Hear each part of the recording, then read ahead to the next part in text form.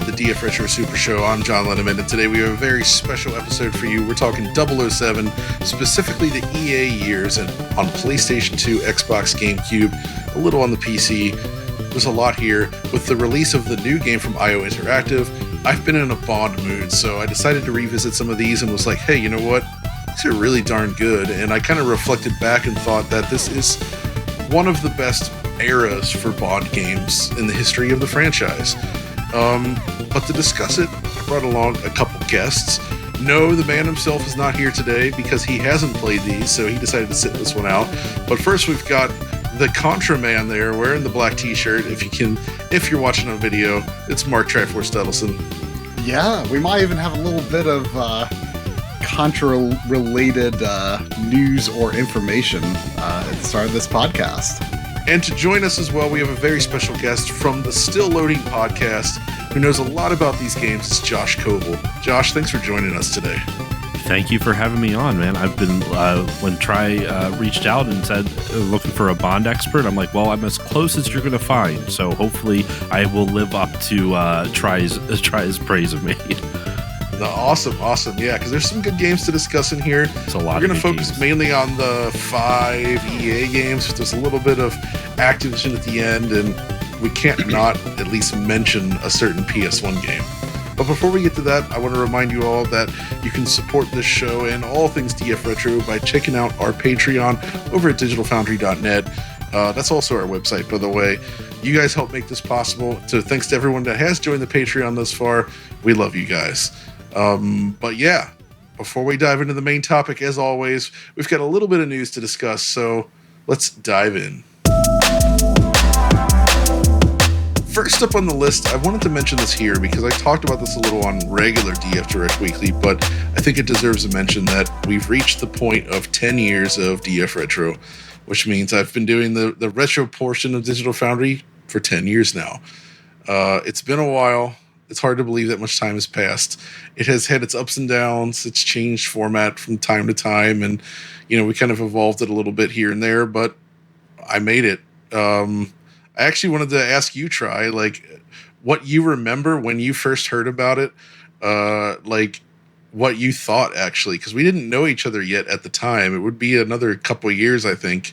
Yeah, well, I've followed Digital Foundry for a long time. It was always a very useful resource for, determining which version of a game I wanted to get, right? So, and even if I wasn't choosing, I still just found that stuff fascinating, right? I was especially drawn to the way that you were discussing the games because you got much more into the history and the context and really more just celebrating the technology of the games and how they were put together, more so than, stuff that could be misused, I should say, for, console war type stuff, right? So I was really drawn to the DF Retro stuff. My earliest memory of DF Retro is you in that floating CRT in the Castlevania Symphony of the Night video. Yeah, that was something, right? That was fun, though. I guess the first episode I did would have been that Quake one, which then I redid it 5 years later at a much greater depth, I would say.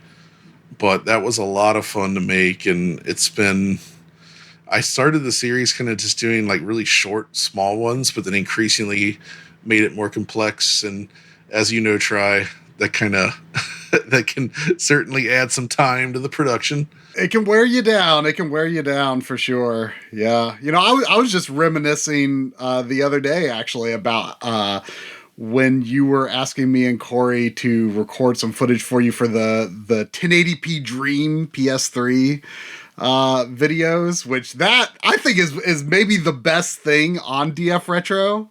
That stuff is so fun. That was so fun. I agree. Yeah, that kind of actually in some ways directly led to the Final Fantasy 13 DF Retro that we collaborated on, because right. When I was recording that Final Fantasy X HD footage, I'm like, man, I really want to replay a Final Fantasy, but let's do one that I've only played through one time, and so I was like, I'm going to replay Final Fantasy 13, and yeah, that was quite an epic project that we undertook there as well. Josh, I don't know. I mean, how much have you seen any of the stuff that put out on the channel on the retro side? I've seen bits and pieces here and there. I don't get to watch as much YouTube as I used to. Being a dad and working full time and then doing my own show, it's hard to. But I do watch periodically. I'm trying to actually remember which one I saw of your guys first. I've actually listened to you more on Retronauts than I have on DF Retro. Oh wow, okay. Interesting. Yeah, I've done a bunch of those. That's always good fun. Mm-hmm. I would say I really appreciate the help of you, Mark, of course, and Corey and Audie and all that. You guys have definitely helped a lot over the years, and it's fun working together on that stuff. And I have some other ideas and some projects in the works that we want to do again soon this year that are proper DF Retro episodes. But I am at least glad that we managed to get this podcast off the ground. Yeah. It was a long time coming. Just random food for thought. I got right here Bubsy 4D for the Nintendo Switch 2. Do you think this game would exist if it wasn't for DF Retro? Like, kind of shining a spotlight on Bubsy again?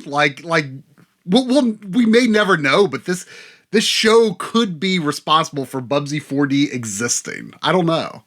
There is a possibility of that, given that Bubsy was very much out of the limelight. And this was before he got big with a lot of the other meme channels and stuff, and before he was memeified. Yeah, it was just kind of languishing, right?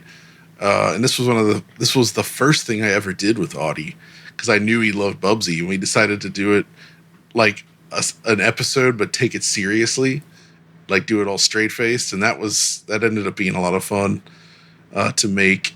And I discovered how horrible most of I think Bubsy 1 is actually okay, right? And I don't even hate Bubsy 3D. I think it's interesting. But Bubsy 2 and the Jaguar game are among the worst platformers of that era by far. Just total pieces of garbage. It's unsurprising that Michael Berlin, the creator of Bubsy, had nothing to do with those games. So you can certainly tell. Bubsy 4D, very good from what I've played, though. I like it. Bubsy 4D is a fun little game. Did I say 3D? I meant 4D. Right. No, you said 4D. Okay. You got it. Yeah, you said 4D. You said the new game. The new game. Exactly. But yeah, and then, man, we first tried to launch this podcast back in 2020, I think, right? Yep. It was kind of our lockdown project. And we recorded 13 episodes or something. Wow. Yeah. We should actually see if we can dig that up. It'd be fun to release some of those. Oh man, that'd be kind of embarrassing, probably. No, but I say do it. It did produce you doing the Donkey Kong Country 2 music. Dong, ding, dong, dong, ding, dong, ding, dong, dong, ding. I feel like, Try, you have some unintentional, because you've been on my podcast a bunch, and I actually have a clip saved of you just saying poop in various ways in one episode, and I don't know if I should just release that as a little reel or something like that. You have so many unintentional funny moments where you're not trying to be funny, but you just say something, I save it, so. But yeah, man, 10 years and we're still going. I have no plans to stop anytime soon, but I do want to make more episodes. I really gotta get cracking on that. Yeah, I know we have one episode. I'm here to help. I know. I need to pull that trigger. Hopefully soon. You guys are doing the Lord's work. Video production is so time consuming. Why do you think I do a podcast? Audio only one, mind you, because I don't have time for video production. Audio takes up enough of my time. I can only imagine how the amount of work both y'all put into your stuff is incredible. It does take a while, but thanks. It's noticeable how long it takes. With that said, let's move on to the next little news bit here, because I'm curious to hear about this. So Try, you finally got the Steam controller, and you did the test I think that everyone's waiting to know about. This is actually, I think, the most important D-pad test. It's the Contra D-pad test. Why don't you explain to the audience what this is all about and your results with the Steam controller? Yeah, so I was really excited for the Steam controller because it just kind of felt like this thing that could be an official PC controller, essentially, right? I mean, I guess keyboard and mouse is the official PC controller, but I don't really care for playing games with keyboard and mouse. I've got my new Bazite computer that I use in my living room, and I want to be able to do everything with a controller to the extent possible. But I've always got this doubt back in the back of my head because D-pads have kind of gone down in quality. Making a good D-pad is starting to become a lost art, I feel. Yeah, even Nintendo struggles with this now. Even somehow. Nintendo struggles with this. The Switch 2 Pro Controller D-pad is an improvement over the Switch 1 Pro Controller D-pad, but it does not pass the Contra test for me. It did for Corey, weirdly enough. And I tried his controller to see if it was any different, and I still didn't do that great in Contra 1 for the NES with that controller. So basically the first thing I did with the Steam controller was to load up Contra 1 for NES in an emulator, played through the whole game, and, considering I haven't played through it in a few years, I did pretty good. The big problem with Contra, and the reason it's such a good test, is when you hold directly down, you crouch and aim forward. But as soon as you hit a downward diagonal, you're standing straight up and aiming downwards at an angle. So unlike other games where, I want to say Mario, usually if you hold down and if your grip kind of shifts to a down diagonal, he still remains crouched. And I think that's probably typically the case, that down diagonal doesn't make you move forward. But in Contra, it will get you killed because if you're ducking, you're usually trying to avoid, some sort of turret or, other gunfire that is headed straight at the middle of your character. I found that the diagonals all four diagonals were equally easy to hit, but also you have to do them very intentionally. They weren't difficult to hit, but you aren't likely to hit a diagonal when you didn't mean to. Another problem that I also run into in Contra is if you are approaching something and then suddenly it's on screen and it's shooting at you immediately and you need to duck quickly. On a bad D-pad, I often find myself facing the wrong direction by the time I've ducked. So in the process of going forward and hitting down, I've somehow hit left or left diagonal and I'm facing the wrong direction. And that didn't happen at all when I played through Contra with the Steam controller. So this controller is something that I would trust my life in Contra to, which kind of really does make it that all-encompassing, could fit virtually any situation, whether it's a retro game, whether it's a modern dual stick game, whether it's a game that does require a little bit of mouse input with the trackpad, or a game that can use gyro control. I don't really have to choose a special PC controller for the situation. It can pretty much do everything. And I see myself primarily using it, aside from maybe situations like N64 decompilation ports where I might want to use the NSO N64 controller or the 8BitDo N64 controller or something like that. But yeah, this is great news. A lot of people also are picky about D-pads for Tetris. I find I'm less sensitive. I didn't personally test Tetris, but I suspect I would do pretty well with it. But Contra for me is that determines whether it's a good D-pad. That's a tough test to pass too. Yeah, it is. It is. Not a lot of D-pads pass it these days. Weirdly enough, among the console manufacturers, Xbox has the best D-pad right now. Yeah, in my opinion, of the traditional platform holders. I actually played all the way through Hardcore Uprising, which is a Contra game itself. I played all the way through it on a Xbox Series X controller once, and it went great. But yeah, it's just I just thought that was worth noting that retro gamers who might have been a little unsure if the Steam controller would be good for all the retro games they play on PC. Well, worry no more. It is a excellent D-pad. Have you experimented with this Contra test at all, Josh? I didn't even know that Tri has been doing this for you. I feel like that should be a video, Tri. Like you should do do a Contra test video where you play test all the different a bunch of different controllers. Maybe starting off with some weird, maybe like focusing on weirder ones, like ones that because everyone's going to expect like an Xbox or a PS5 or the Steam one probably be a little unconventional, like not in the forefront of people's minds. But like that'd be a fun video, like on the Game Boy Micro. See if you can find someone to mod a Game Boy Micro and play Contra. I guess you could play Contra on Game Boy Micro. There's probably you could play Contra 3 on GBA on it. So that's actually I never thought to test that one. That is, I mean, I kind of had a fleeting thought. I don't know how you make a wiki, but like I even thought like make a wiki of like what controllers passed the Contra test. Oh man, I would love. I kind of want to see this. All right, one more thing I want to talk about on this quote unquote news section. It's actually just something I did on a whim this weekend. I turned on the PS Triple, the PlayStation 3. And I played some games on it. I haven't played the PS Triple in a little while.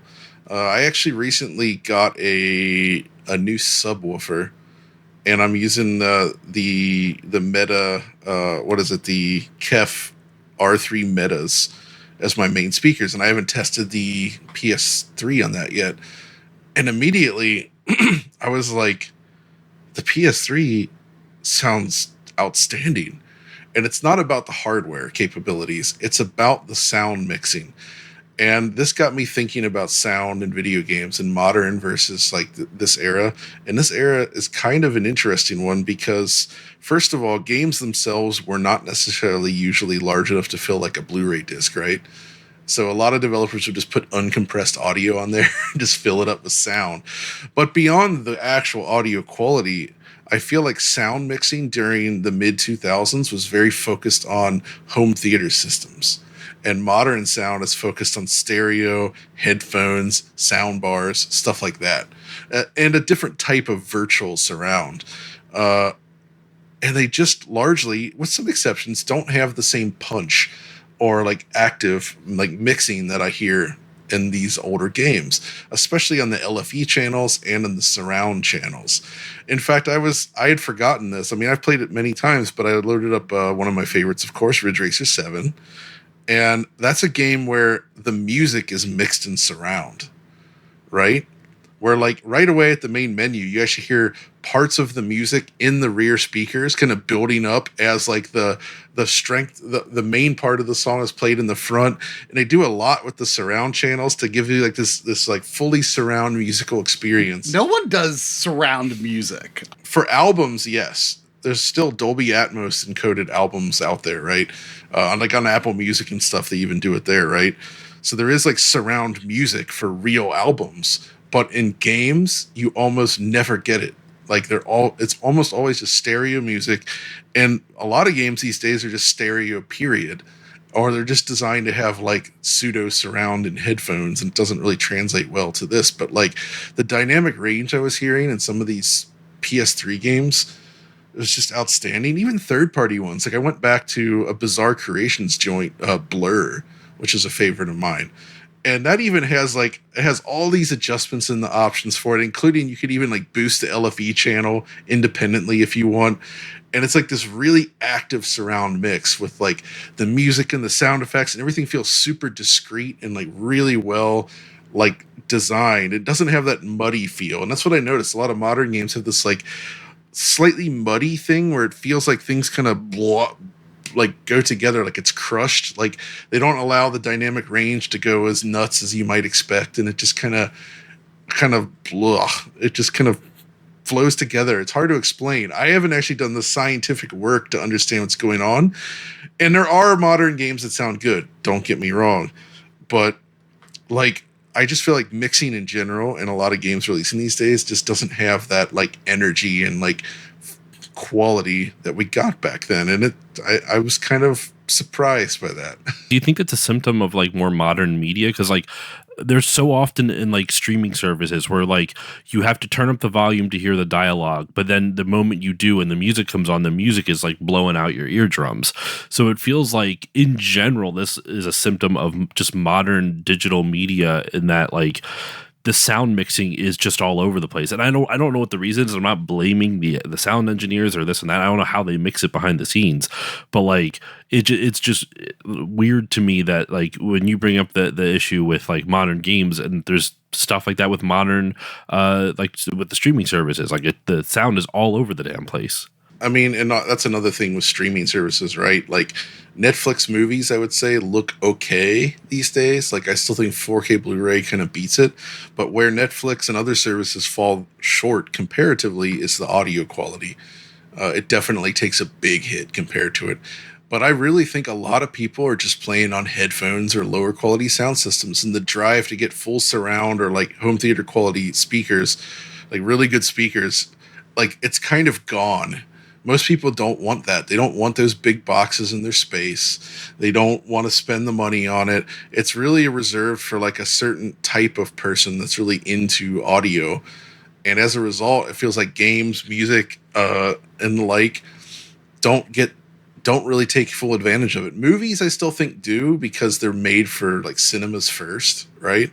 So they actually are theaters. So naturally that translates to a good experience at home.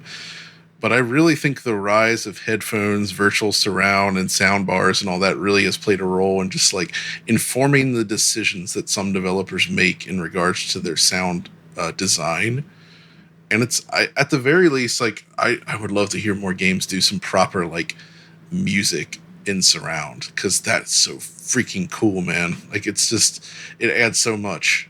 Yeah, I mean, a surround sound system used to be kind of like a big goal, I think, for a lot of media enthusiasts. And you're right, like the draw for that just seems to have died down. I think with sound bars, like people just settled for good enough. And then, they got used to how much less space that takes up. And, they haven't heard what like a surround sound system at home can sound like. In a long time. And so, yeah, I think, and also, I think another aspect to it could be the rise of indie games and smaller studios, and they may not have the equipment to really mix this stuff, hear what it sounds like, so they just do less with it because they don't have the equipment. But, I myself actually recently got a new subwoofer as well, but mine is very much a budget thing. It's just like a Dayton Audio 8-inch subwoofer, but I was previously using a 10-inch low profile subwoofer, which, the kind of the build shape of that is kind of a compromise anyway, right? It's for taking up less space, but the bass isn't going to be as good.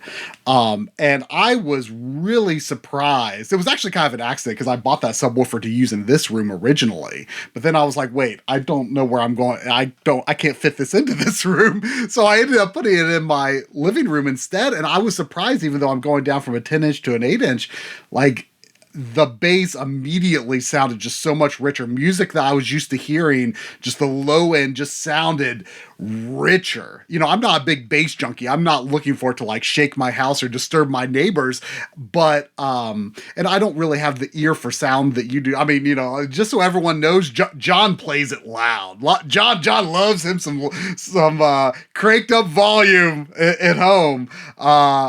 I like it loud, but maybe a little less loud. I'm just not as much of an audiophile as John is, but like even I noticed the difference. And like the first game I played through with that new subwoofer was Pragmata, and when you like do that like melee thing when the enemies are stunned, you go up to them, just go boom. It just sounded so rich. But I haven't actually played any PS3 stuff, so now you're making me want to go back and try that. But the thing about PS3 though, it doesn't have uncompressed surround output, correct? It has to be like Dolby or DTS, doesn't it? No. It absolutely has uncompressed 7.1. Oh, okay. It does do it. Oh, all right. Well, you have the option to bitstream if you want, but it's by default it's not that. For some reason I had it in my head that it had to be compressed. What about Xbox 360? I feel like that might have to be compressed. Okay, maybe I was getting them mixed up or something then. Yeah. Okay, yeah. No, Well, definitely check it out, and I think Yeah. you'd be surprised at like how good the sound can be. I'll give you some game suggestions, and maybe we'll come back next time and talk about your findings. Okay, And we can okay, throw yeah. throw down some actual suggestions for people that are curious. all right, let's do it. But that's going to cover this week's news section, I guess, and not too much. There was probably some stuff we missed, but those are some things I wanted to talk about briefly. But now it's time to sink into the world of 007. So we'll see you on the other side.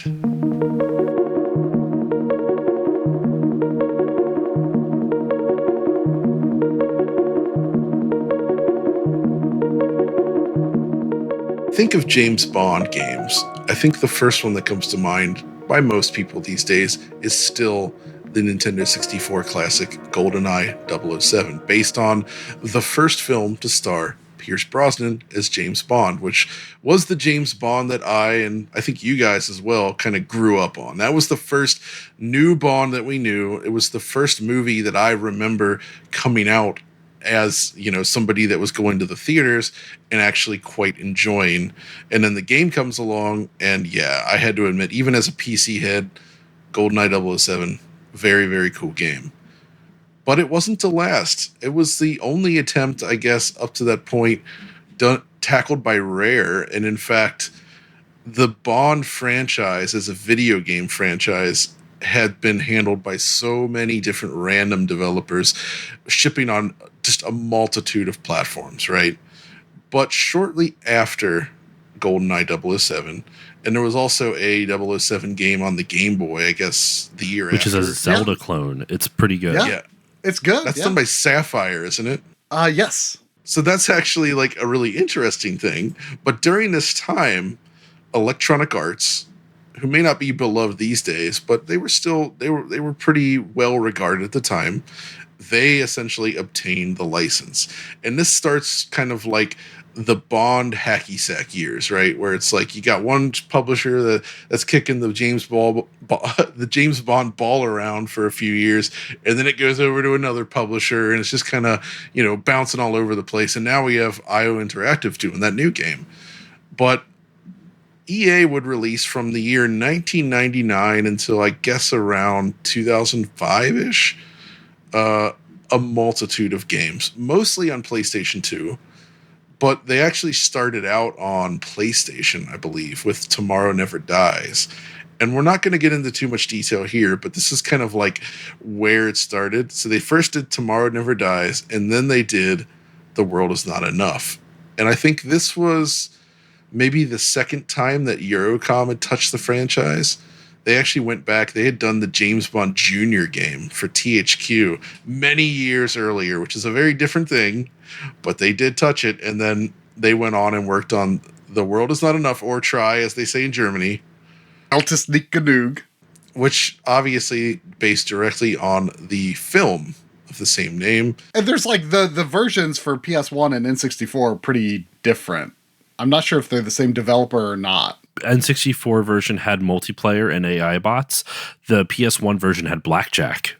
Those were the at least notable differences for me. But yeah, Eurocom did the PS1 version. Or no, sorry, Eurocom did N64. Black Ops Entertainment did PS1, which they also did Tomorrow Never Dies, the previous PS1 game. And then there was a Game Boy Color version, but I think that came out quite a bit later. Yes, and it is very right. I mean, what I'm fascinated by Game Boy Advance games that are first person, that are ports of FPSs, because it doesn't make any sense in my head why you would do that. So for example, like Medal of Honor Underground, have you ever played Medal of Honor Underground on the GBA? No. The textures scale in the weirdest possible ways because they can't. So, for example, the first mission in Medal of Honor Underground is in Paris. So, as you're walking down the streets, you'll see like on the PS1 version of the game, the original version, there's like archways, next to the side streets and going into different alleys and stuff like that. They couldn't render like the polygons for that on the GBA, so they just do a texture of the archways, and as you get closer, you can physically see the texture for those archways just stretching and not in a realistic looking way. You just see it disappear behind corners and all that other stuff. So yeah, I'm always surprised by seeing the ports of FPS games to GBA. Though this was GB Color though. Oh, GB Color, my apologies. I was thinking of Nightfire. Nightfire got ported to GBA. That's what I was confusing. Well, we can talk about that one shortly, but The World Is Not Enough is actually a top-down game where you walk around, and that's probably the only way you could have done it on the original Game Boy hardware, right? Or Game Boy Color. But I haven't seen enough of this to really gauge it, just knowing that it existed. But this was followed up by the masterpiece, 007 Racing. From the developers of Cyber Judas for DOS, which I own a box copy of. And they would also go on to make some classic games such as Big Mother Truckers, Street Racing Syndicate, Ford vs. Chevy, Hummer, Badlands, Pimp My Ride, and others. Ride to Hell Retribution as well. They made Ride to Hell Retribution. These guys made some garbage. And 007 Racing, let me tell you, this is up there with Batman and Robin on PlayStation, which is like just a horrendous driving game attempt late in the life cycle of the system. I don't know why they thought that this was a good idea to release this, but I guess the key I would say here is that EA's initial handling of Bond-based games wasn't exactly excellent. No, and it's the two takeaways I had from 007 Racing is one, Pierce Brosnan's like CGI model is terrifying. His forehead is like the size of a boulder. It's crazy. It's nuts to look at. But the second thing is, if you look at the story, it's like a bad fan fiction versus a game we're going to talk about later on, which I consider a decent like a fun fan fiction, like a Bond fan fiction. This one is just straight up bad. It's a bad fan fiction. Exactly. It's a really bad game, bad fan fiction. Absolutely not worth touching. But it's fascinating that it exists. Lock on your target with a Stinger missile. But the point, though, is that the world is not enough was essentially a game that kickstarted the PS2 era, because the original idea was that EA would bring The World Is Not Enough to PlayStation 2. They were a big supporter of PlayStation 2 early on, right? They wanted to launch the PS2 version of this game in late 2000, right? Which probably would have made it at or near the US launch for the system. But it was decided to delay the game instead. And during this delay, they essentially surmised that they could make something original and do it better. So rather than just porting, which isn't, a moderate, okay, Eurocom game, I guess, to the PlayStation 2. I actually like the N64 game quite a bit. I think it's better than GoldenEye. That's my hot take. Whoa! I think it's a better James Bond game on the N64 than GoldenEye. I mean, I guess I know that's not the focus of this one. GoldenEye is its own thing, I would say. Yes. It's Bond themed, but it's kind of its own like interesting shooter, right? Yeah. So I can understand how you might come to that conclusion. But needless to say, that's not what we got on PlayStation 2. Instead, we got 007 Agent Under Fire, which is a fascinating game, one that combined the talents of multiple studios to create something that is an amalgamation of different genres into a single game. And compared to, I guess, the stuff that EA had done up to this point, it was pretty ambitious, I would say. Wouldn't you agree, Josh? Yeah, I mean, it added a whole bunch of stuff to the Bond formula in terms of the video games. Because prior to this, like for years, a lot of the games were just based off the movies. So this was not the first Bond game that had like an original storyline or like something that was completely separate from the movies, but it was kind of like the first one. It was the first one of this generation. It added Bond moments, which was a really cool thing, which it was their way of trying to make you feel more like James Bond through gameplay, as opposed to just putting you as like telling you you're Bond and just going through a whole area and shooting a whole bunch of people. They rewarded you with these cool little moments of like even the first mission, like if you you hear some bad guys running down a hallway, so you hide behind some boxes, and then they run by, and then you scooch out, stuff like that. Or maybe you can blow up some explosive barrels, which then causes a chain reaction to take out some other enemies. Like, they have little moments like that they added to it, which and they give you a little stinger that says 007 in the corner. It goes burn out. Exactly. Yeah, it's a really cool idea. To me, it's a smart way to encourage like that, like to make you feel more like Bond, as opposed to it gamifies Bondness. And that's kind of hard to do because Bond is like a weird. Because I love Goldeneye, don't get me wrong, as much as I was going with my hot take before, but it is a first-person shooter where you just play as Bond. This feels like a Bond game where you have elements that are not just first-person shooters, but like more things that are Bond-esque, and I think that was like a really big step forward. And it's a step forward that kind of necessitated more powerful hardware, I would argue. And that's kind of the limit of like PlayStation and 64 eras, like the types of things that you would want to do in a Bond game. Pretty difficult to pull off on that generation. And basically the more powerful hardware opened up the possibilities of like larger, more complex kind of maps and more granular actions. And even though this first game doesn't necessarily deliver on all those fronts, it's definitely interesting in that regard. And like you mentioned the Bond moments, one of the cool things here is that a lot of the ways of completing your objectives are kind of like handled optionally, right? Like you can do it one way and you don't get the Bond moment, but if you do something like sneakier, like using like a little grappling thing instead of like climbing up a ladder, like just doing things differently, how you enter a room, how you approach different scenarios, there's different ways to do it. Like there's I think in the level where you infiltrate that one place with the tripwires, right? You can either open up the little panels and use your little watch to like disable the laser trips, or you can just basically jump over them, and it's just little tiny things that don't ultimately alter the flow of the game that much, but it does give it this like little bit of player agency, right? It encourages you to think like Bond, and because you're like, ooh, if I did it this way, would it be a Bond moment? And it's really fun and satisfying to discover like, oh, that was a Bond moment, and it's just one of those cool flourishes like in the movies. Something that surprised me when I revisited this on the PS2 yesterday, I think it's important to remember this is so early on in the era of dual stick controllers that we have today. And, at the time, I originally played this on GameCube back in the day, and I wanted first-person shooters to control like GoldenEye's default control scheme where you move forward with the left stick and turn with the left stick and you strafe with the right. And, nowadays, obviously, I, like everyone else, prefer, move forward and strafing on left stick and looking in all directions with right. Well, at least on the PS2 version, you have to go to the third control scheme to actually get to the modern look on right stick controls. So like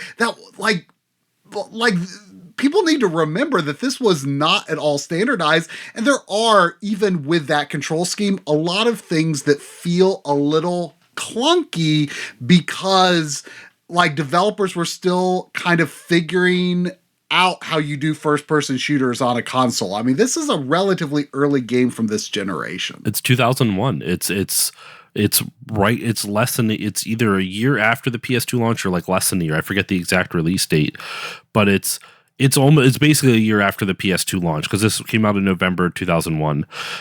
So it's a really early PS2 game. To be fair, though, we actually had Red Faction release earlier that year, like May or June range, and that actually does do the dual stick style controls that we know and love today, like out of the box.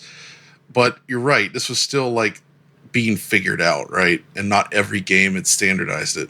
But I gotta say, when I was playing it yesterday, I enjoyed revisiting it much more than I expected, because I remember back in the day like being kind of confused about how to do a lot of things because there's like some weird stuff that you have to do with the gadgets and things, and at the time, like I think a lot of this kind of first-person shooter stuff was still kind of strange and new to me, especially like on consoles and where functions are on the controller for, cycling through your gadgets and different things you can do. And I remember being fairly confused by the game back in the day, but it's actually in a lot of ways kind of refreshingly straightforward. The levels are kind of bite-sized. And unlike the earlier Bond games that I had played on N64, there are, for better or worse, kind of some loading screens throughout the levels, but that has the knock-on effect, actually, of having checkpoints in the levels.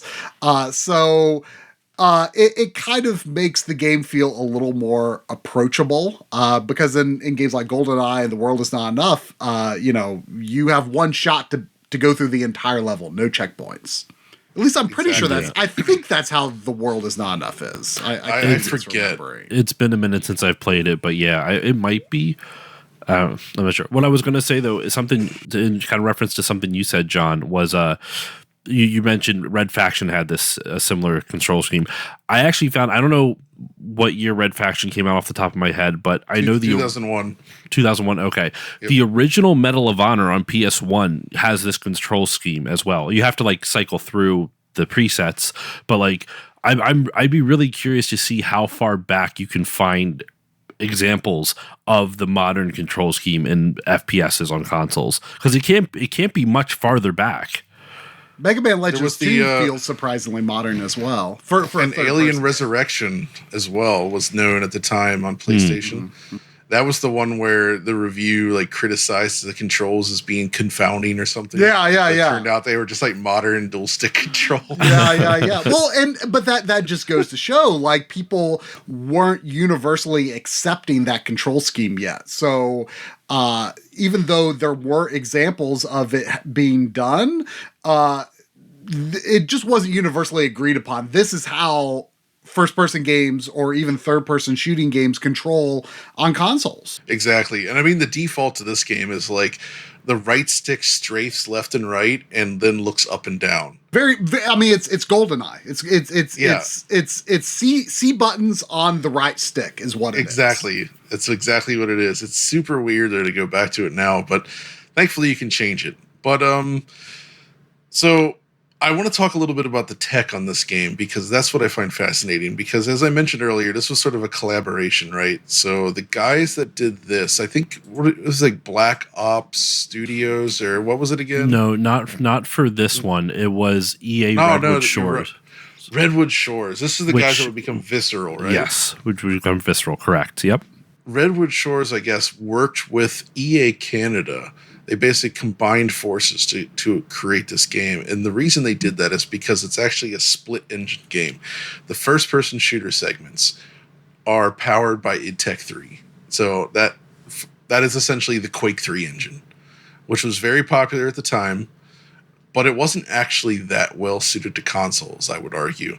The main reason being that, consoles had slow optical media based drives to pull the data from, and then you had like not a ton of memory. Like the PS2 is like 32 megs of RAM. Even id Tech 2 games, like back on like Dreamcast especially, were a nightmare, where they had to divide the levels up into tiny chunks. The loading times were long. It was just a matter of you didn't have enough memory and you couldn't get the data off the disk fast enough. And as a result, it does mean that the levels are a bit more broken up, like you mentioned, Tri. Although I would say the first level, weirdly enough, is like the worst of the worst in that regard. And like most of the other levels, I think, are a lot larger without load screens everywhere. So there's something about that first level that just, it runs the worst. It has the most loading times. It just doesn't make a great first impression. Well, just like the Bond movies, you have a bombastic set piece. To kind of introduce. It's just the cold open. And a lot of these games it's the cold open before the opening credits. Yeah, that's true. Exactly. So the other part of the game, though, is a racing engine from an EA Canada, I guess, worked on this. And what's weird about this is that the racing engine is used for the driving and the rail shooting segments. And unlike the Quake engine, this engine can support much, much larger areas, right? Like whole city kind of areas. And so you can drive around through fairly large maps seamlessly while, performing these actions. But what makes it so weird is how every platform has a different performance profile that's quite different. So PlayStation 2 version, I think, was the first one, and that one attempts 60 FPS. And in the more stealth-based missions, you get 60 FPS fairly consistently. In the more action-based missions, especially the first mission, it drops a lot, right? You just look in the one direction, the frame rate tanks pretty hard. It is not stable at all. And that section you're talking about, where because you're in like a greenhouse and everything, they used that for a lot of marketing at the time. I don't know if you remember commercials for this game. They would always show that spot, which I'm like, that's kind of weird because you're showing the slowdown that the game can't handle this in the marketing. It's one of the worst performing areas in the game. Like the next 2 or 3 missions in the FPS mode are almost like a smooth 60 most of the time. So it's like kind of baffling that it starts like this. But once you get to the actual driving stuff on PlayStation 2, it just drops down to like a stable 30 frames per second. But it seems to vary per version. Now, weirdly enough, I actually found the Xbox version is the worst because the performance is really weird. It also starts right at 60, but most of the game runs in this like weird no man's land, kind of between 30 and 60. So it just has this like stuttery, not very smooth look to it. And I don't know why, because it should run much better, but it doesn't. And it's just not great. But then you get to the racing sections and those attempt to be 60, but they're also unlocked. So they're also that same very unstable 30 to 60. So the whole game is just way less stable overall. And it has a very fluctuating frame rate. And I always thought that was really, really weird, right? Because theoretically, the Xbox version should be much better, but it's not. But then you get to the GameCube version. Have you guys played the GameCube version of this? I played it back in the day, but I don't have it anymore, so it's been a long time. So, no, my only experience is PS2 as well. So the GameCube version, weirdly enough, has the best performance in the shooting segments. I don't know why, but all the first-person segments run at a much more stable 60 than any of the other console versions. It's very, very smooth. But then the driving sequences run more like the PS2 version on the GameCube. So they're much slower. But that actually isn't bad because they're more consistent. Because on Xbox, it's just like fully unlocked and like really unstable. So this is a case where if I were recommending a version to play of this game today, I would actually suggest going for the GameCube version, which is typically not something you would say about a first-person shooter, right? Yeah. Just playing with the yellow nipple, the C-stick, it ain't the best. I'm just gonna say it. Well, I mean, and I do think that is a factor in kind of all of these games. The nipple is a factor, you're right. Well, well, it is a factor in all of these games because, you know, at the end of the day, you've got balance, like your tolerance for like performance issues versus like what's your favorite controller. And the PS2 games on, you know, that we're going to be covering today, you know, often aren't the greatest performing, but I also think the PS2 has like the most comfortable controller for first-person shooters of this generation, personally. So that, you know, there's a couple of the games on this list that I don't have myself, and I'm kind of debating right now, like, ooh, do I put up with how the PS2 performance? Is the performance better than the other versions, or do I just play with the controller I like the best? Or is the GameCube controller actually the best controller for the game, as I do think is the case for some of the third-person games that we'll get to? Indeed, it's very interesting indeed. But either way, my main takeaway here is that the Quake engine was not a good fit for this game. It wasn't a good fit for consoles in general, and it forced them to make decisions about the visuals that I think hold it back, and it looks very dated compared to every other Bond game that would follow this generation, which we're going to immediately see with the next one, where it's a pretty serious leap in terms of visual quality, right? I will say, though, that, you know, this is the first time that console games have generally been able to be essentially the same experience on 3D consoles, right? Like, this is the beginning of like modern multi-platform development, where if you played the PS2 version, you've got friends that played the GameCube or Xbox version, and you're talking about the game, there's not a lot that separates your experience, right? The core assets are broadly the same, maybe a little changes more often than we see today, but still, like, these games were radically different. World Is Not Enough, radically different between PS2 and or PS1 and N64. So, like, this is really, really early on in trying to make the equivalent experience on 3D consoles. I do also think, like, don't get me wrong, you're 100% right, John, that, like, this is, in terms of graphical quality, it's lower than what would come in the next couple games. I also think it takes a hit because they were not allowed to use Pierce Brosnan's likeness. They could use that in The World Is Not Enough, and they could use that in Nightfire and going on. This is just some rando. This is just some dude. He looks as close to Pierce Brosnan as they could get away with, though. It's legally distinct Pierce Brosnan. I feel like he's kind of a cross between Pierce Brosnan and George Lazenby, I kind of feel. Okay. A little bit. I could see that. A little bit. I could see that. It's just when you see this sort of like Pierce Brosnan ripoff character, the legally distinct Pierce Brosnan, and they try to do this scenes like when you see like the woman changing clothes behind like the little room divider thing, and then it's like Q. showing the silhouette. Yeah. Oh God, in the shower. Yeah. yeah. It's just John Cleese. I don't know if did John Cleese voice Q in this. I don't know. I don't think so. But they are the film people. But they are clearly trying to imitate his voice. And they actually refer to him as R, that's always been a confusing thing because, like, officially, I think John Cleese's character is Q, but Bond calling him R in The World Is Not Enough was just supposed to be a joke. This was in between The World Is Not Enough and Die Another Day when they weren't sure. Desmond Llewellyn, who played Q for all of the Bond movies up until The World Is Not Enough, he died after the filming of World Is Not Enough. I don't know exactly the date or when, but Die Another Day is the next Bond movie, and that comes out in 2002.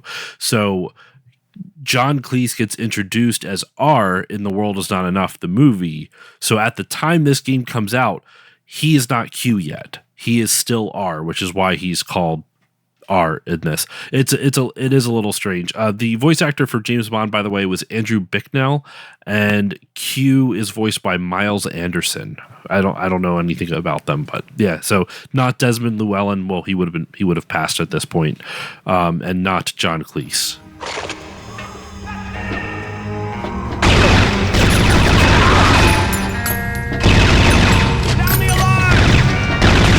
So with that out of the way, Agent Under Fire, while it has its flaws, I think it was widely considered a pretty good game at the time. Although I would say it's difficult to compete with other games of 2001 because 2001 was such a seminal year. Like, it was insane how much stuff came out, especially on PS2 that year. It was truly like a banner year for games, right? Would you say it's like a 7 out of 10 game? I'm not like, when you're going through like out of 10 ratings or something like that, I think like 7 out of 10 is usually considered like, oh, that's like a bad rate. To me, this is like a solid 7 out of 10 game. It's really good, or it's good, but it's not bad. It's like, it's above average, I would say, because it's actually like fun and engaging, but it's like, nowhere near the cream of the crop for the year. Sometimes I feel like of the crop. Sometimes I feel like a 6 out of 10 or a 7 out of 10 is like what you're in the mood for versus a 10 out of 10. Like, sometimes you just want like a comfy, cozy, like just okay game that does some interesting things. And like I said before, like I was having a lot more fun revisiting it than I expected. I wanted to keep playing. Like it in spite of its issues, it's pretty fun. Mm-hmm. Yeah, for me, I will say back in the day, this was actually a rental for me, and I did play through it, and I liked it. But as I mentioned, 2001. I mean, just to lay out a few titles for those that may not be familiar, 2001, just on PS2 alone, it started off. We had stuff like Onimusha, Zone of the Enders comes out, and then you get like Red Faction or whatever. But then there's like Gran Turismo 3, there's Klonoa 2, which is a big deal to me. There's games like Silent Hill 2, Eco, Metal Gear Solid 2, Ace Combat 4, Baldur's Gate Dark Alliance, Devil May Cry, Final Fantasy X, Grand Theft Auto 3, Tony Hawk's Pro Skater 3, Jak and Daxter, and more. So Soul Reaver 2. Like, it was just like this constant, like, just pouring of games. And there were so many classics and ones that would define series coming out. And so Agent Under Fire, while good, for me, it just couldn't compete with those at the time, which is why it was initially a rental. And I did eventually pick it up later for cheap. And I've come around on it, right? Like you said, Tri, there's something about it that's still fun to play today. It's an interesting thing. So I would say, if you're curious, do give it a look. Just don't expect more than like a 7 out of 10, right? Yeah. And what's interesting too is that even though the next game we're going to talk about compared to Agent Under Fire, they're different developers who made them. Agent Under Fire still feels like a stepping stone, like a building block for what is to come in the next couple games, even though it's from different development studios. Yeah. Exactly. So that next game then, we keep mentioning, it's 007 Nightfire. And this is actually well regarded and considered, I think it's one of the fan favorites of this generation, I would say. And I can understand, because this is a really cool, slick, polished FPS game. And this one was developed, it was actually another combination developer, but the main development on the first-person shooter segments this time was Eurocom. And then I guess EA Redwood and other parts of, I guess Vancouver as well, worked to make the vehicle-based missions. But the idea here was to do something, I guess, quite a bit more visually ambitious. And right away you feel it. And I'm going to before I let you talk about the game itself, Josh, I did want to mention Eurocom actually switched to their own engine for this one, right? Since they took charge, this no longer uses the Quake engine. And although it does have a separate technology for the driving, this is essentially the precursor, I believe, to Engine X, as it was called. And Engine X was Eurocom's in-house engine that was used for like the Sphinx and the Curse of the Mummy and various other Eurocom projects over the years, right? Yeah, that was indeed. And I believe that, so this Engine X then, which I guess Curse of the, or Sphinx and the Cursed Mummy was the first game, or one of the first games to really ship on this engine, but I believe it's derived from the work they probably initially did on Nightfire, and they would actually use this in-house Eurocom engine all the way up until, I think, 007 Legends, weirdly enough. And it was also the engine that was used for GoldenEye 007 Reloaded on the Wii. And GoldenEye 007, GoldenEye 007 for the Wii, and then I guess there's the Reloaded version, which came a bit later. But the key is that Eurocom, for all those years, was very much focused on using their own technology. And I think that's pretty cool, because it actually makes a difference here. This also targets 60 frames per second, like Agent Under Fire, but I think it does a better job of holding it overall, but not perfect by any means. But the actual upgrade in visual quality here is so significant. The lighting, the texture detail, the model detail, it's so much better than Agent Under Fire, which always had those Quake engine roots like clearly visible. So pretty cool to see on that front. And we'll talk about the other versions in a moment. But Josh, why don't you take us through what makes this game so interesting for the time? As I mentioned before, Agent Under Fire was kind of like the building blocks for what was to come. Not just in terms of visuals and like just getting better at first-person shooters, designing FPS games on consoles, but even in terms of making a Bond game feel like a Bond game. This game is the first game that I played that felt like you were playing a Bond movie, because the game opens with a cold open mission and then they go into a theme song that's written for the game, like what you would see like when you heard Goldfinger during the opening title sequence for Goldfinger, or Goldeneye for Goldeneye. They wrote an original song for this game. Or excuse me, they had an original song written for this game, and it's not my personal favorite, but I don't, that's all personal preference. I'm more just impressed that they did the effort. They actually tried to make it feel more like a Bond game, and then or make it feel like a Bond movie. And then you go into the game and there's a lot more mission variety in this. Besides just vehicle and some rail shooter segments, there's more stealth missions in this that actually feel like stealth missions, not just kind of stealth that's like, oh, you got caught, okay, just shoot your way out of it and then stealth starts over again. No, you actually have to be stealthy in some instances. There's the overall, the mechanics feel a lot more solid. It's like it just feels a lot more well put together. It also has one of my favorite relics of this era, of FPSs in this era, where there's very little regard for the like physics of bullets, where like you can shoot from like a mile away and a bullet in a pistol will go just as far as a sniper rifle.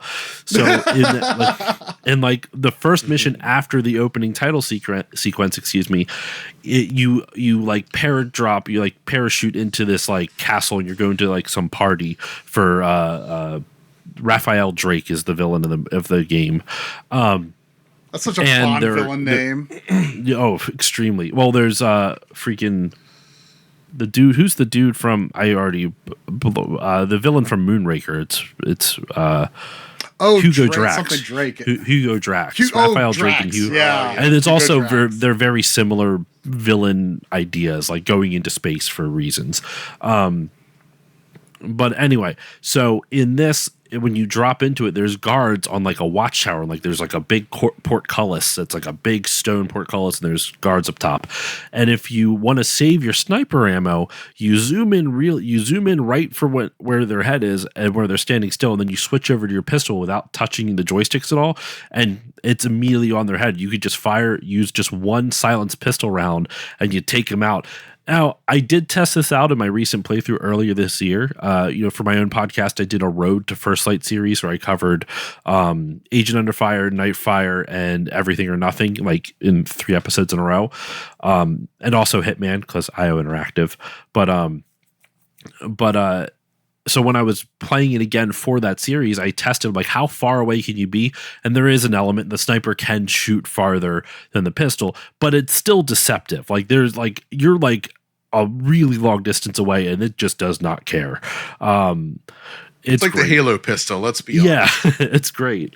The other thing that I want to comment on this, I could have brought it up in the last one, but I think it's a little bit more apparent in this. And it's not specific to this game. This game did not do this new, but I'm just kind of like musing about this era of FPSs. Do y'all kind of miss almost like the emptiness of older FPS games? And what I mean by that is like when you go through an old FPS game, especially on consoles, I'm thinking Medal of Honor specifically did this a lot too. You would take out all the enemies and then you just have this empty hallway if you decided to backtrack.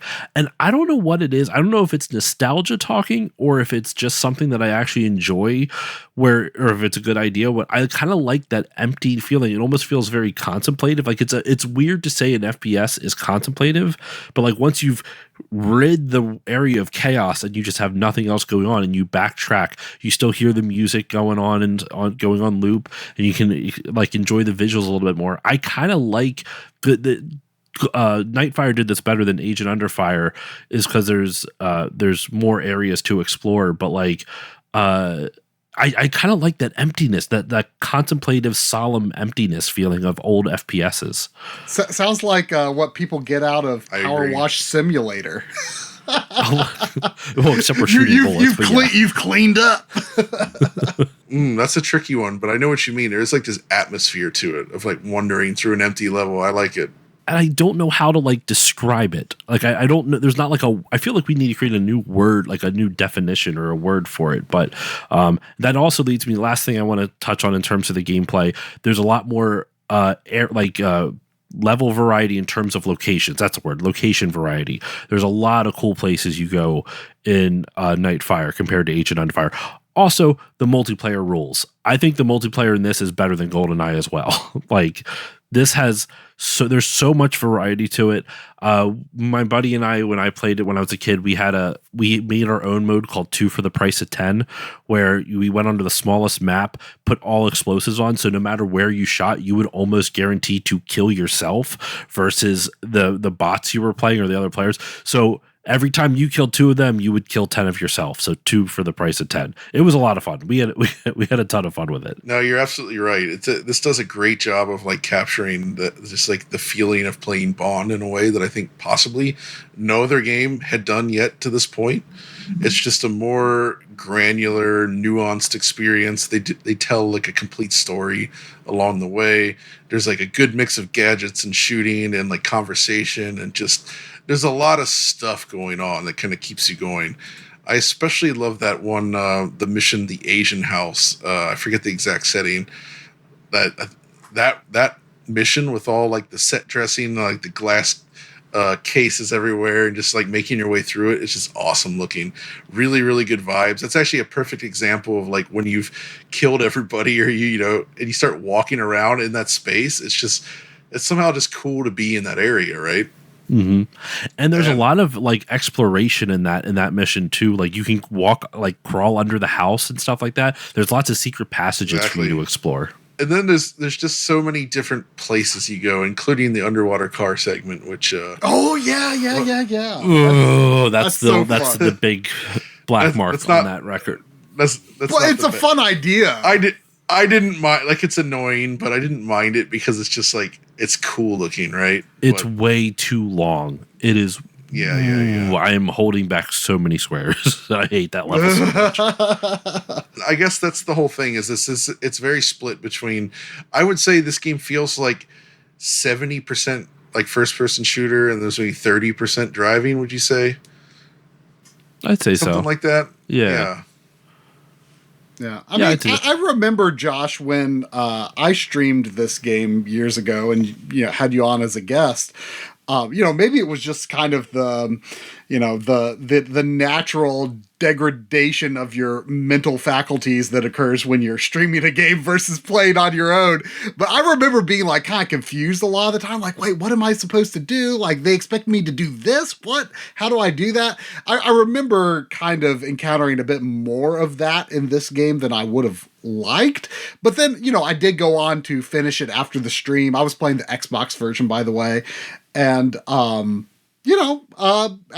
had a good time overall, but it's definitely like the kind of game that, I wouldn't say this is like a first person shooter to, a key one to check out from the generation, but it's still like, if you enjoy Bond, if you're a Bond fan, definitely check it out. But I don't know if there's a lot here for people who aren't really Bond fans.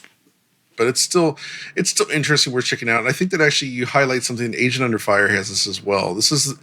They hadn't yet adapted that sort of like player guidance that we often see, right? Like people complain about the yellow paint, and like there's none of that here. There's barely even like interaction marks on things, right? Like if you're going to use something on another object, you kind of just have to intuit that, oh, this is something I could probably do, rather than the game saying, hey, go here and use this thing here. And in your case, if you're streaming, you're paying less attention, which makes it easier to like not catch those cues. And so then you end up walking around like, what do I do? Right. Well, I think that's a very good point, actually, because, I did get this game on GameCube back in the day, and I think I was still wrestling with what I came to love through Goldeneye and the reality of Bond not quite being that same thing in games anymore. Like it really was just Goldeneye that was that. And I wanted them to control like Goldeneye. I wasn't used to the dual analog. And I think here I am trying to use the GameCube controller to fit a style of game that I played on N64. And I think I was trying to, I just wasn't ready to accept that this is what first-person shooters are nowadays. And when we're talking about the design and like, what do I do and stuff like that, like GoldenEye was very much set up and, you have these objectives and it's something you have to keep in the back of your mind as you play the level. Like you have to fulfill this objective. You have to be on the lookout for this. You have to take a photograph of this and that. And it's kind of just like the levels are kind of this clockwork design. It's more similar to like what, IO did with the Hitman games and why they're, a really good fit for Bond, I think. Whereas the later games took the objectives are more of a superficial thing. It's like, here are your objectives, but they're just things that you're going to do for progressing through the level. So it's more like I have to understand what the event trigger they want me to do is. And it's very different from that Goldeneye design. And I think I was wrestling with all of these things, and I never got very far into Nightfire back in the day. But, I think with Josh's insights and love of the game, that was able to kind of launch me into a better mindset for playing through it when I did play all the way through that Xbox version just a couple of years ago. Very cool, man. And we actually didn't really mention that much about the driving yet. And I would say the driving this time is a noticeable improvement over Agent Under Fire. Like Agent Under Fire, for instance, does more like, here's this constrained area, drive around. It's still fairly large, but like you're trying to accomplish an objective within a space while driving. Here it's more like, all right, you have to go through this long sort of like driving action sequence, right? Different types of terrain, enemies coming from different directions, just reacting to the stuff that's going to happen around you. And I think it feels more like action-based driving in a way, and quite fun, I would say. Yeah. In fact, it reminds me of what I think it would have come out after this, but Midway rebooted Spy Hunter at some point, and that Spy Hunter reboot, I think is really fun, right? I love that era of Spy Hunter game. This isn't quite that good, but it has that same sort of design, right? Where you're driving fast through a 3D track while wrestling with enemies and using gadgets, basically. There's That's also cool. I like it. There's also a lot of. I think it's part of the linear route of the driving levels, but I do remember in Nightfire there's a lot of things that make you feel like you're going through shortcuts that you're not supposed to. I'm pretty sure it's the intended route, but like you're driving through the side streets of cities, through windows. There's lots of stuff like that, and I think it's it's good design when a game is able to make you feel like you're breaking the rules when you actually aren't. Yeah, I agree. Exactly. I agree with that. Yeah, because it makes you feel good for having discovered empowered a secret, even though it's like kind of guiding you towards it. Yeah. Exactly. Now, at this point, I want to talk a little bit more about the console versions, specifically the different quality of them. So this is a case where I also think the GameCube version is technically the best, because it's the one that seems to run the smoothest. So the Xbox version also runs just about the same in the first-person shooter levels, but the driving stages are once again very unsteady. Whereas in GameCube, they're a mostly smooth 60. PlayStation 2 then has 30 FPS driving sequences, much like Agent Under Fire, and 60, but not always solid 60 shooting. So that's definitely the worst version, but I think the GameCube version of this is like quite good. So now in terms of visual quality, there isn't really any big visual difference between them. They all look roughly the same, like same textures, same lighting. Like the visual design is consistent across the board. It's just a matter of which one runs better, and GameCube seems to run the best, is what I'm saying. I actually, when I owned it and played it back in the day, though, I played it on Xbox because at the time I just always assumed multi-platform games were going to be better on Xbox. So I was surprised when I discovered years later that, oh wait, the GameCube version is actually a little better, which didn't happen that often, but it happened in a few surprising instances, right? And it's the same where there's some games where the PS2 version is the best as well. So Xbox, while often was the best, it wasn't always the foregone conclusion that you could make. I wonder if there was maybe kind of a little more priority put on GameCube versions to some extent, just because of the fan lineage from Goldeneye on Nintendo platforms. That's a good point. It might be. I do know that, like, in general, the Bond games on GameCube have like a big. I don't want to say. How can I put this? So I guessed it on a show, a friend of mine years ago. They've changed the name of their podcast a couple times. I think now they're called Unlocking What Was Cool, but for a couple of years they were called The GameCube Was Cool. That was the name of their podcast. The GameCube Was Cool. And they just covered the entire North American library. And to this day, their Nightfire episode is their most popular episode. And I think I did a Nightfire episode on my show. It's got normal numbers, but I almost wonder if there's like more fans of at least Nightfire. I can't speak for all the Bond games, but maybe Nightfire and the next one we're going to talk about, which is also very popular. I wonder if there's like almost like a cult following of the GameCube versions of these. This is based off no research, just a heads up. It's all purely anecdotal based off my experience on their show.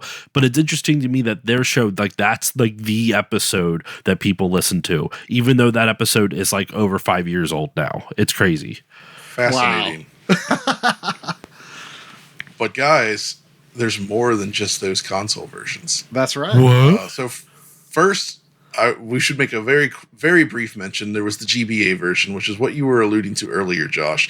I've only briefly played this one. It's not the main focus here. You played it with Corey just a few weeks ago.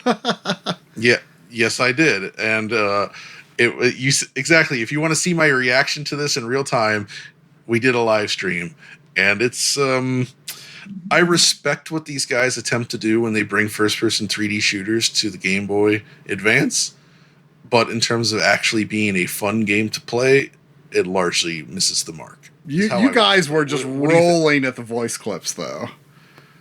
That's true. There is unintentional comedy in there. It's a weird game. I don't. Josh, do you have experience with this one?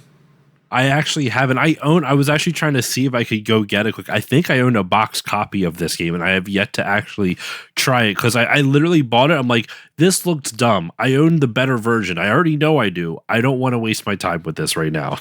So maybe I will actually go back and give it a try just to hear those voice clips. It's worth it. I think you will have a good time. But the other version of the game that has been talked about with some less than positive feelings, and I actually also played a bit of this back in the day. It's the PC version. Now, most of the games we're talking about, correct, most of the games we're talking about today don't actually have PC versions at all, but this one does. And it was developed by Gearbox when they were still relatively new. I knew Gearbox because of Half-Life Opposing Force, which was the first official, obviously, add-on pack for Half-Life, where you played as one of the soldiers instead. They also did Blue Shift that was intended to ship with the Dreamcast version at first. Obviously, that didn't happen. Then there was the PS2 version. But needless to say, they were very Half-Life adjacent. And I think that's why we ended up with this version being what it is, in that it is derived from... This basically runs on the Half-Life engine, the Gold Source engine. So they made some changes and updates to it, like the water's pretty cool in this version, but they essentially made a completely different game using the Gold Source engine for PC. And I guess it should go without saying that because this is a different developer, different engine, they did not include any of the driving stuff, so that the racing driving engine is not here. And in fact, the game itself just functions quite differently, and it's much more of a straightforward shooter, I would say. It's a lot less interesting, a lot less... It feels like if somebody had made a James Bond Quake mod back in the day, as opposed to an official James Bond product, right? Where it's like, there's some cool stuff, and the visuals aren't always bad, but like it feels like a fan mod as opposed to like a real shipping product. And that's kind of the problem, in that it just isn't, it's nowhere near as interesting or entertaining as the actual console game. And it's become notorious for that. It's definitely not a good Gearbox game. I don't know why this happened. I'd be curious to know how it happened. I assume that they made the bid to do this PC version and wanted to do it their way, and their success on Opposing Force, I guess, would have had EA say, "Hey, let's do it." Have any of you guys played this one? Are you familiar with it at all? Nah, I back in the day, I did not have a good... My family, we grew up like lower middle class, so we didn't really have a good gaming computer until I bought my own like rig back in like 2008 or 9. And so I missed out on a lot of PC gaming, unfortunately, because of that. Well, I will tell you then, you didn't miss out on much with this, especially the second half of the game, especially. Like, there's some levels here that just look so weird and like out of place, and just, I don't love it. but it does exist. It's interesting that it exists, but it's not one I would recommend playing. Real quick, just something I wanted to bring up. I forgot to. The song I was trying to find it earlier. It's called the original song written for Nightfire is called "Nearly Civilized" and performed by a Canadian singer-songwriter named Estero. I don't know if I'm pronouncing Estero. There we go. So if you ever are curious, if you don't want to play the game, you want to look up what the original song is called. "Nearly Civilized" by Estero. You've done it, James! Missile went out of control! Operation Nightfire can't be stopped. Soon the only nuclear card on the table will be mine. Let's move on to the next era of Bond. This is 007 Everything or Nothing. And this is a game that I bought on day one for Xbox, actually. I was really hyped for this and was not disappointed. And I said this earlier, just to set the stage here, Everything or Nothing feels now like a prototype for the Naughty Dog style of action game that they would become so well known for. It is a game that, although the other ones had multiple genres represented, this is one that more seamlessly integrates everything and constantly shifts what's happening around the player at a regular interval. And I think the very first full mission after the training on the exploding dam, I think really sets the stage for this, right? Like it begins with you like running straight off the top and like diving down with like a I guess like a zip line at your back. And like when you take control, you're actually like walking on the side of the dam and you actually like rappel your way down to the ground. And this is when you start to discover the interesting systems they've done here. So it is a third-person game, and it has cover. So it has a cover system. It's not robust like Gears of War would be. So it doesn't have like a cover system like Kill Switch, which would also be kind of an inspiration for Gears. And obviously, there was Winback as well, which did this. But this was it was a loose kind of like integrated cover system where when you had any sort of large piece of geometry, you could walk up to it, tap R2, Bond would take cover, and at the same time, you could aim while in cover. And the aiming system, I think, is really interesting in this because you hold, I think, L2 or I guess it's L1 on PlayStation 2, and a big reticle pops up, and it locks onto an enemy, right? Almost like Z targeting in Zelda. Right, like or Metroid Prime. Like I kind of feel like maybe that could have been the inspiration because, that kind of showed that you could do lock on in a shooting game and it still be challenging and interesting, right? Indeed. And the way it works is that when you are locked on, if you use the right stick, you move a small dot sight around inside the reticle. And that allows you to precision target different body parts, right? So if you want to like lock on and then go for a headshot, you kind of like move the little sight up to the head. You can shoot the legs. It just gives it this extra level of precision. So you're in cover, locked on, you lean out, and then do that, which is cool. In addition, and this is also what made me think of the Naughty Dog stuff, you also have a hand-to-hand system built right in.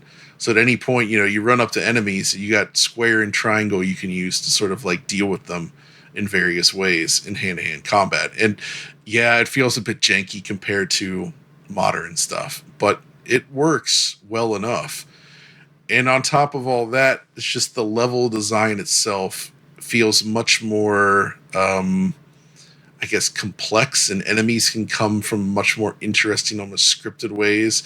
So the encounters are constantly shifting, like mid-map. Like you're rappelling down at one point in the first level, boom, there's like this like fire that blocks your way. So now you go into the dam and you're looking for ways to sort of shut that off before you can continue. So there's like little mini objectives that pop up during the gameplay seamlessly, and you got to deal with it. And then here you get to the bottom and they still have the driving in. And unlike the other games, it doesn't like load into just a separate driving sequence, even though they may use a separate engine for that. But like you can be Bond on foot and actually run up to your vehicle, hop in, and start driving. And the driving sequences are just awesome this time. I think they're the best we've seen yet from these games. Really cool maps, lots of explosions and set piece stuff happening all around you. And that's basically how the game flows. And on top of that, visually speaking, it's such a leap forward. There's so much more detail, the lighting, the texture work. Like there's this mission early on where after you catch up with the train, you actually get onto the train, right? You're just kind of stealthing around, taking dudes out. When you're going between the trains, I notice there's all this like metal jingling, kind of like doo, doo, doo, doo, like just kind of shaking with the train tracks. And there's just all these secondary motions and animations. And there's just so much nuance to the environment and the lighting. It really, really impressed me. And I actually still think it looks good. And Bond's model is quite detailed and the enemies look good. Everything about it just really shines on this front. And Josh, you can talk about this.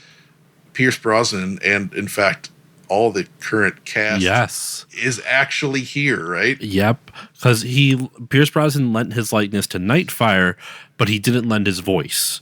In this, he lent everything. He did voiceover work for this. He did his likeness. Obviously Judi Dench's M did her voiceover work for this. John Cleese did voiceover work for this.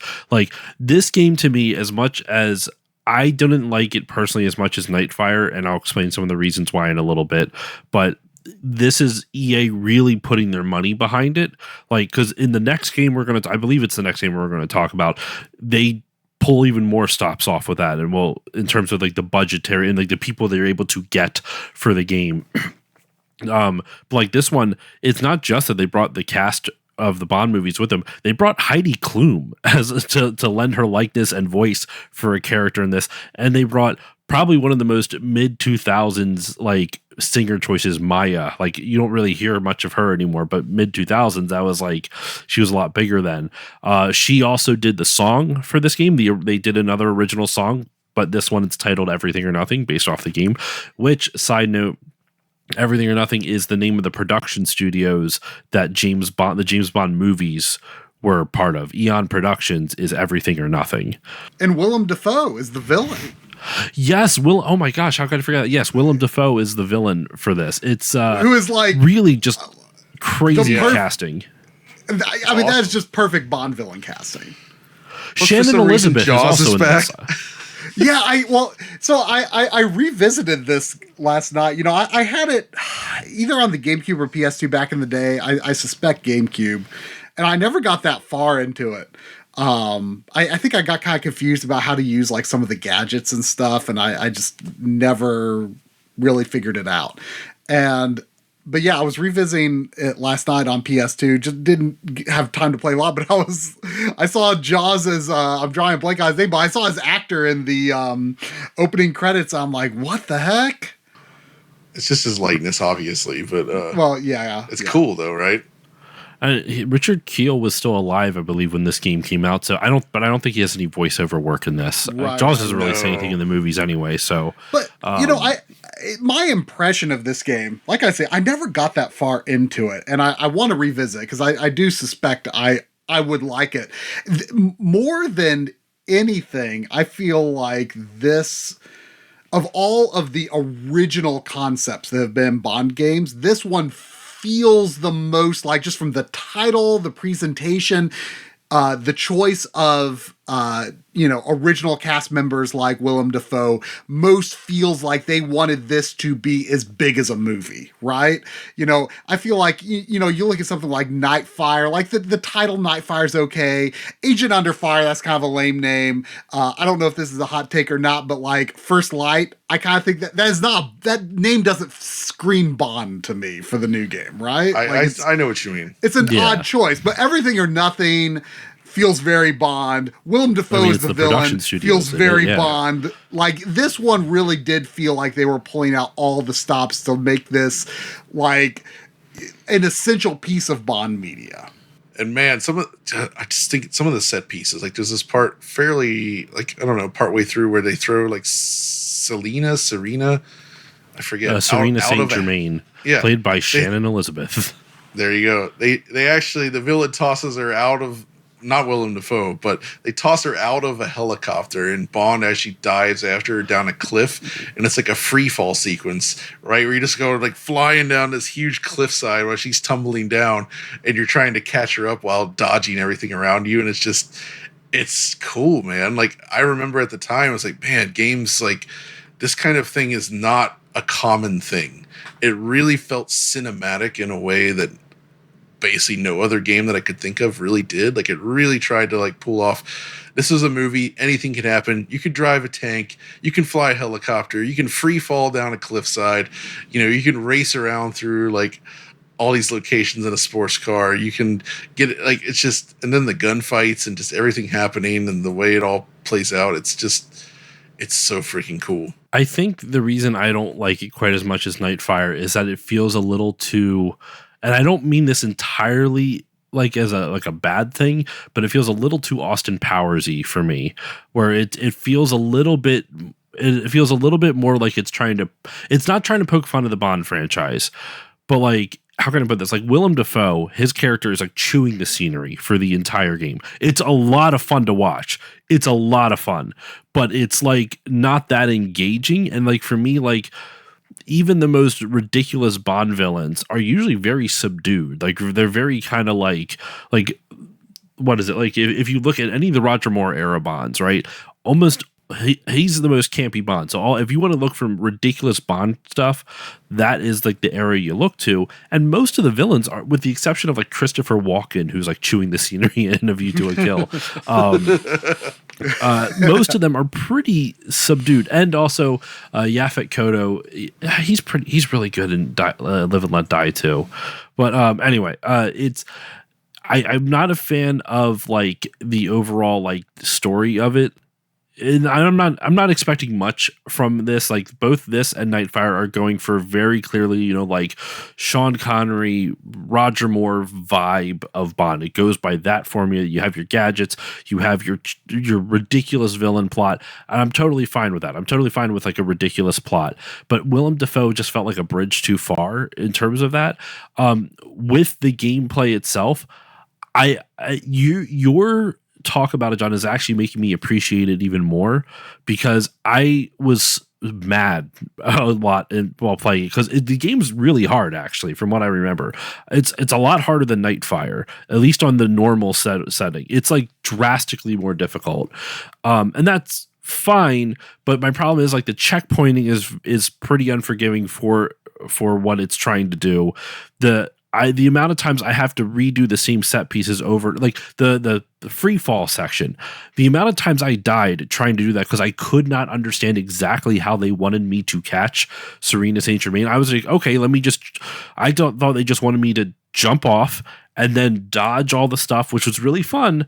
I made it all the way down the first time, but because you actually have to hold forward to speed up intentionally over and over and over again, which the game doesn't tell you, like, it doesn't really tell you the mechanics of this because it's the only time you use it the entire game. Like, I think if you're going to give players a mechanic that you only use once throughout an entire game, like that should be a little bit more forgiving than the rest of the gameplay. Because generally, but when you have your standard gameplay, you've had, hours of iteration of practice getting better at whatever it may be. You only get to use this like once. And the amount of times that I died trying to catch Serena, and even that, like the way that he saves her is ridiculous, but I love that. I love the over the topness of it. Like, I'm all here for the zaniness of that. I don't know. The game, I think part of it also, I think part of it also is that it was really hyped up to me. Like, prior to covering it for my show, I had not beaten this game until earlier this year. I had played a little bit of it, but I had not beaten it. So it was all hyped up. People were saying, oh, this is like my favorite Bond game. I'm like, okay, so this is going to be like Nightfire level. And I see where people are getting that from. And I think, as much as I don't know if I agree, I think I'm losing out on the majority vote here, because something you said, Try, where it's like it feels more Bond. You're not the first person that has said that to me. But granted, I've not like ever gotten far into it, so like, but just that's kind of the impression of like from the outside looking in, like just everything that's lined up with this game makes it feel that way, I think just to like, because I have a tendency to ramble, so to condense down my issues with it, I thought the difficulty was all over the place. There was moments where like I could go through a level no problem, and then there'd be sections where it was just like stupid hard, and then there was other sections where like if it was easy to get lost at, especially some of the maze levels where like you're driving around a car in like the streets of like, I forget where it is. It's I don't remember where it's at, but it's like you're driving by like a coastal town, and then you have to like. Is it the Mardi Gras one? I don't think it was Mardi Gras. It was more of a coastal town. I want to say it's Italy, but I don't think it's Italy. And you have to literally like jump through a waterfall to go through into a cave. Like that's how you get out of the town. And the maze to get out of the town is really obnoxious to figure out.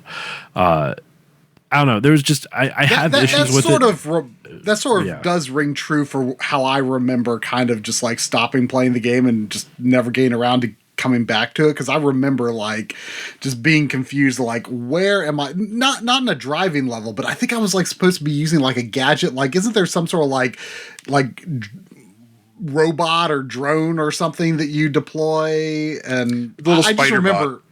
Yeah. Spider bot. I remember just like being really confused about where to use that, where to go with that, stuff like that. I mean, I understand what you're saying, Josh. It can be frustrating when a game when a game is unclear, when it goes outside its usual gameplay mechanics and then expects you to complete a challenge that the game has otherwise not prepared you for. I can see that being more of an issue now if you revisit it, but I think the difference here is, for me, since I played it at launch and went all the way through it, I think just the novelty of that stuff, seeing those types of things show up in a game like that, was so unique at the time. Like there's even a point later in the game where you have to like run like an actual race, and it's got like, you know, laps and positions and stuff, right? It's just like, I was so fascinated with this idea that this game would just like throw all these different types of things at you. You never knew it was coming. I don't remember actually having too many issues with that free fall section, though. I just remember thinking it was awesome. But then again, I also didn't have troubles with the Killzone Shadowfall one, which everybody hated. So you're just good at free falling. I just like free fall sections. What can I say? I do think, real quick, I do think, to your point, I think there's an element of modern AAA games that they have streamlined everything so much, you kind of miss out on some of like that like up and down nature. Like I think it makes games so much more interesting when you have that like sections of the game that are like so infuriating. Friction. Basically. And it's like, but friction in a way that's not just like, how can I put this? Almost not purposeful.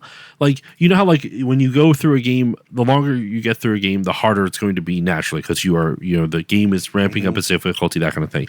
This, like the friction in this is different than that. It's like, since it's a new gameplay mechanic, the friction is the new gameplay mechanic in trying to figure it out.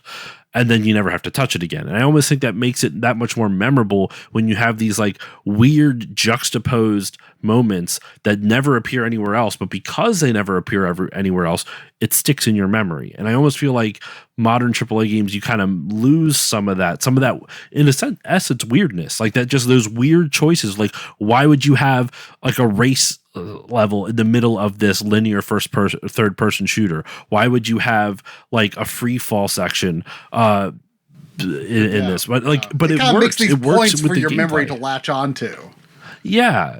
I think that's like, sometimes you need that friction to make a game kind of stick with your memory a little bit more. Yeah, that makes a lot of sense. That's what I mean about this being like, this was one of the first of its kind, I would say. And this is like a formula that we see today. It's the type of formula that Naughty Dog's really perfected, right?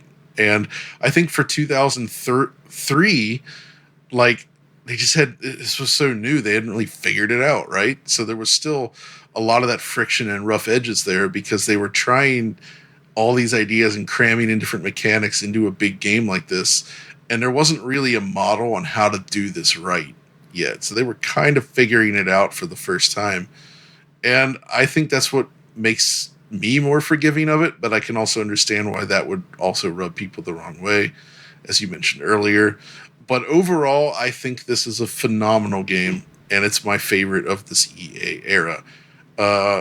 Quickly, though, I will say this did not get a PC version, but it did get ports to GameCube and Xbox. And unlike the last games, I would say the differences between this one is much smaller. They're all 30 frames per second across the board. And it's just a matter of holding that 30. I'd say the PS2 version is the most slowdown, but even there, it's actually pretty good on every platform. The visual effects are good on every platform. You don't lose anything there. They do a lot of neat stuff with like reflections and lighting that we hadn't really seen before from these games. And it just feels like pretty technically advanced for the time. My only real complaint is that I don't like the CGI cutscenes they do. Not every cutscene CGI, but I always felt like the CGI work just looks a little bit, it's that era, and I don't love that rubbery CGI look of the era that much. Yeah. So I don't have a huge fondness for that. They use like kind of upgraded in-game models, and they did this with the other last two games too. Yeah. Because the presentation of the rest of the game is so upgraded, it sticks out more here. Yeah. Just the way they do like all of Bond's like eyebrow raises and stuff looks so weird in CG. Exactly. A Roger Moore-esque eyebrow raise, as Richard would say. Now, interestingly, this actually did get a Game Boy Advance version as well. And they try really hard to simulate a lot of the stuff that happens in the console game, right? Running down the dam vertically and all that. But it's all told through these like text-based scenes. And the game is isometric. So think like the Tony Hawk games on Game Boy Advance. Okay. Except for it's actually they use sprite characters instead. Okay. But it does have that stop and pop feel a little bit where, James kind of stops you, take a shot. But it is this like overhead isometric view. I don't think it's amazing or anything, but it is interesting to see how all these attempts at bringing these games to the GBA could differ so dramatically. And this is definitely a case where it differs a lot. Unfortunately, I think all of the games we talked about thus far, as far as I know, aren't easily available. Is that right? Like, I don't think not really. You basically got to either use old hardware with old copies of the games, or you just emulate. Yeah, and I do think they emulate very, very well, at least. To my knowledge, none of them are on Xbox backwards compatibility. Let's see what you got! But after that, from EA Los Angeles, the studio that would go on to become known as Danger Close, and they would reboot Medal of Honor in 2010, these guys did a lot of first-person shooter stuff. It's GoldenEye Rogue Agent. Yes. And of all the games on here, I think this is the one that was most widely maligned at the time, right? Right. Like, people did not like this game. And the part of the reason comes down to, I think, expectation. The name. It's the name. You hear GoldenEye, you expect GoldenEye. It is not GoldenEye as you know it. No. I mean, I completely ignored this back in the day because, it became pretty clear that this was just a cash grab on the GoldenEye name, right? And that did not sit well with me. And, just reading the basics of what the game is about, it's like, this is not GoldenEye. What are they doing? And I just completely ignored it as a cash grab. So yesterday, before recording the podcast, I booted it up, PS2 version for the first time. Never played it before. I was like kind of blown away. This game is like unexpectedly super fun. It is not GoldenEye. It's not even any of these other Bond games. It's like a super... It's its own thing. It's a super straightforward first-person shooter. They have all these systems in place that prevent you from getting lost. You are just going throughout this world causing chaos. You've got like a machine gun in one hand, a shotgun in the other. You're just going. It's got these super satisfying, reload animations. The guns are all really nicely modeled. It's really satisfying and chaotic. And perhaps one of the reasons it wasn't well loved back then was it feels like a throwback FPS in a lot of ways. I think it's kind of a boomer shooter, right? Like it's just kind of just straightforwardly going through these levels, shooting dudes. But I'm probably getting ahead of myself because kind of the premise of this game is that you are a rogue agent, as the title would imply. The opening level, I mean, this game is bonkers. The beginning of the level, or the beginning of the first level, is kind of a reimagining of the Fort Knox scene from Goldfinger. And you're with a generic James Bond in a helicopter, going to stop Goldfinger and his army from doing what they do with the nuclear bomb at Fort Knox. And literally in the first seconds of gameplay, the helicopter falls on Bond and he dies. He dies right away. It's hilarious. And so you're an agent with perhaps less scruples, and you're just going around taking hostages, boom, boom, boom, boom, boom. And at the end of the level, you are dishonorably discharged by Judi Dench as M, and you get a offer to work for Goldfinger instead, who Goldfinger is actually the head of a Spectre-like organization. They use the Spectre-like octopus imagery, but they don't use the name Spectre. They don't use Blofeld, obviously. There was that whole issue, right, with Blofeld and Spectre. I can go into that if you would like to. Yeah. Please explain, Josh. I'm not as well read on all the intricacies of this, but the basic outline of it is back in the early 60s when Ian Fleming was still alive, he decided to write a screenplay for Thunderball. He was writing the movie Thunderball. And Thunderball is where all the origins of Spectre and Ernst Stavro Blofeld and all the versions of that kind of come from. And he co-wrote that with a dude named Kevin McClory. And after what happened, I believe the script that he wrote for Thunderball ended up not being, they wrote together, ended up not going through at that time. It obviously became a movie later on, but it was not going through. I think it was meant to be the first Bond movie, but until they chose Dr. No. So then he decided to take that film script that him and Kevin McClory wrote and turn it into a novel, and that became the Thunderball novel. However, he did not give Kevin McClory any credit. He published it as a solo author, and that's it. Kevin McClory, understandably so, was pissed, and so he sued. And this began a decades-long legal battle where they basically set up an agreement where he allowed them to use, the court ruled in his favor, but Eon Productions, or Dan Jack is the parent company of them. That's a whole nother thing though. They worked out an agreement where he could sign on as an executive producer for one movie, which was Thunderball. And then they would be able to use the rights for Spectre and Blofeld and all this other stuff. That's why you see Thunderball, oh my gosh, You Only Live Twice, Diamonds Are oh my gosh, On Her Majesty's Secret Service, and Diamonds Are Forever. Those next four films all have Spectre involved as the villains, and Blofeld's involved and all this other stuff. After that, you have Live and Let Die, where all of a sudden Spectre's gone. You have a new Bond. They've just kind of wiped the floor with it.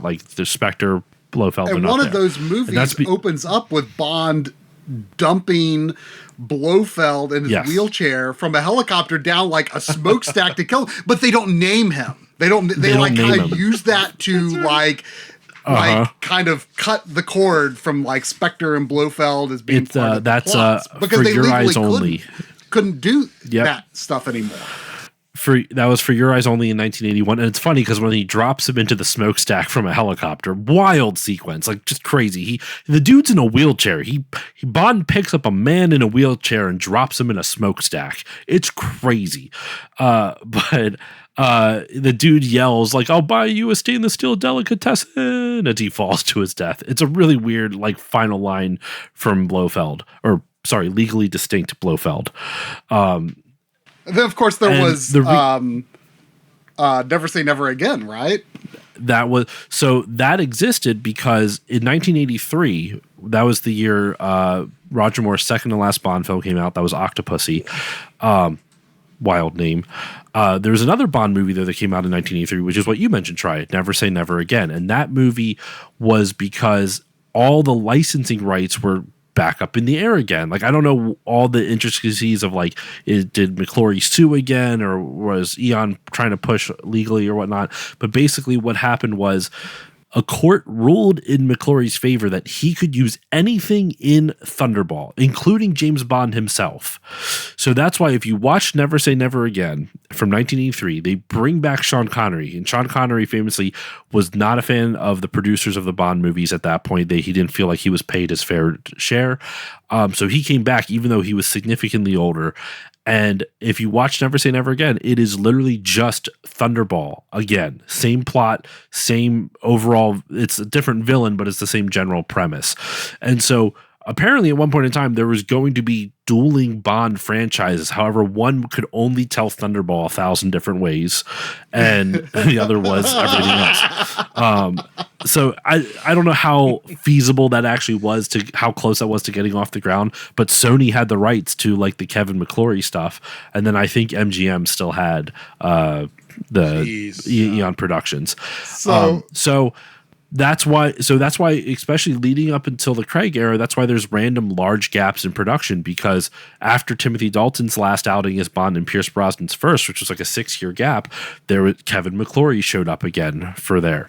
And it wasn't until 2015 that the movie Spectre in 2015 that they finally got all the rights back from the McClory estate, and now they can use Blofeld and Spectre to their heart's content. But that's why Quantum of Solace, they create a whole new fictional Spectre, a legally distinct Spectre, I guess, which is called Quantum. And that's why in this game, they can't call it Spectre because they still don't have the rights to it yet. It's not until in between Skyfall and Spectre, in between 2012 and 2015, somewhere in there, that they finally got the rights back. So it's absolutely nuts, because you are working for this organization with Goldfinger at the head, and I don't know about the novels, but like Goldfinger is not part of Spectre in the movie. No, he's not in the movies. Yeah, and so, but yeah, he's the head of Spectre seemingly. But it's this like whole like MI6 like organization, but filled with villains. So like your Q equivalent is literally Francisco Scaramanga, played by Christopher Lee from The Man with the Golden Gun. Gosh. Like, he is literally he reprised in this his role, game. man. I mean, he probably has like the best voice of any actor in cinema history. So this is awesome. And like, I guess like the instigation of the plot from that point is that like Dr. No, I guess, has a falling out with Goldfinger and is like going to war with Goldfinger. So you are like fighting Dr. No's loyalists and just like causing pure chaos. And dude, I played like an hour of this game yesterday and I wanted to keep going. I mean, this game is fun, dude. It's super fun. It is just flat out straightforward fun. It doesn't do anything crazy. You don't have like objectives you have to juggle or anything. Like, it is just very much its own thing. A very classic, straightforward FPS kind of game. They have this like kind of in the center of the screen. There's like kind of like some navigation assistance, and it like there's an arrow that points you to where you need to go. Like, I love like the more open-ended kind of stuff in Goldeneye and whatnot, but this is kind of like the other extreme, and it's kind of refreshing, I think, in some ways, compared to some of these other games where they like, in some ways, kind of superficially tried to use the objective system from Goldeneye, but were functionally something entirely different. This game, they're just throwing that all to the wind. You are an agent of chaos, and you are just dual wielding like crazy, and it's fun as heck. This game is just really fun, and I can't believe it. I am totally surprised. It's bonkers. Agree. And the thing is, though, is like the development studio behind this actually has a pretty good track record. You can go back. Not that every employee worked on every one of the game, but they were DreamWorks Interactive, right? Which was involved, obviously, with the original Medal of Honor. They also published things like Jurassic Park Trespasser, which I actually like secretly. But under EA Los Angeles, the first game they did was Clive Barker's Undying, which was a really cool game back in the day. That's sort of the horror kind of designed as Unreal Engine based PC game. They also did the 2 PS2 Medal of Honor games as well, which I thought was really cool. But one of the things that I was looking through the credits, and one of the things that caught me is there's a guy named Daniel the Man Orzulak, who so he started his career, it looks like, back in like the Origin Systems days, working on like Ultima and Wing Commander and such. But he was a designer on Halo Combat Evolved. Oh, wow. And his next project as lead game designer was GoldenEye Rogue Agent. No way. Wow. And then he went on to do Singularity, which is from Raven. That's a good game. Awesome. He That's also a really worked good on game. Call of Duty Black Ops, Modern Warfare 3, Call of Duty Ghosts, and Infinite Warfare. And now it seems that he went on to work as a designer at Sucker Punch, and he worked on Ghost of Tsushima and Yute. Yo, So- this So guy's I was awesome. like- There's So I was like, dude, Daniel, you got some chops here. So, and just looking through all the credits, there's actually some real talent behind this. And I really maintain that it was just the fact that it deviated so far from what GoldenEye the game was, and the fact that they just like kill off Bond and it's just a shooter. Like all these things kind of conspired to it, where it just makes you like mad. And I think people saw that and were like, oh, this game sucks. I mean, But people like you me really didn't dig even give in. it a chance. I didn't even give it a chance. That's but well, and I as I said, it is with unhinged the in the 007 best racing, way, though. Yeah.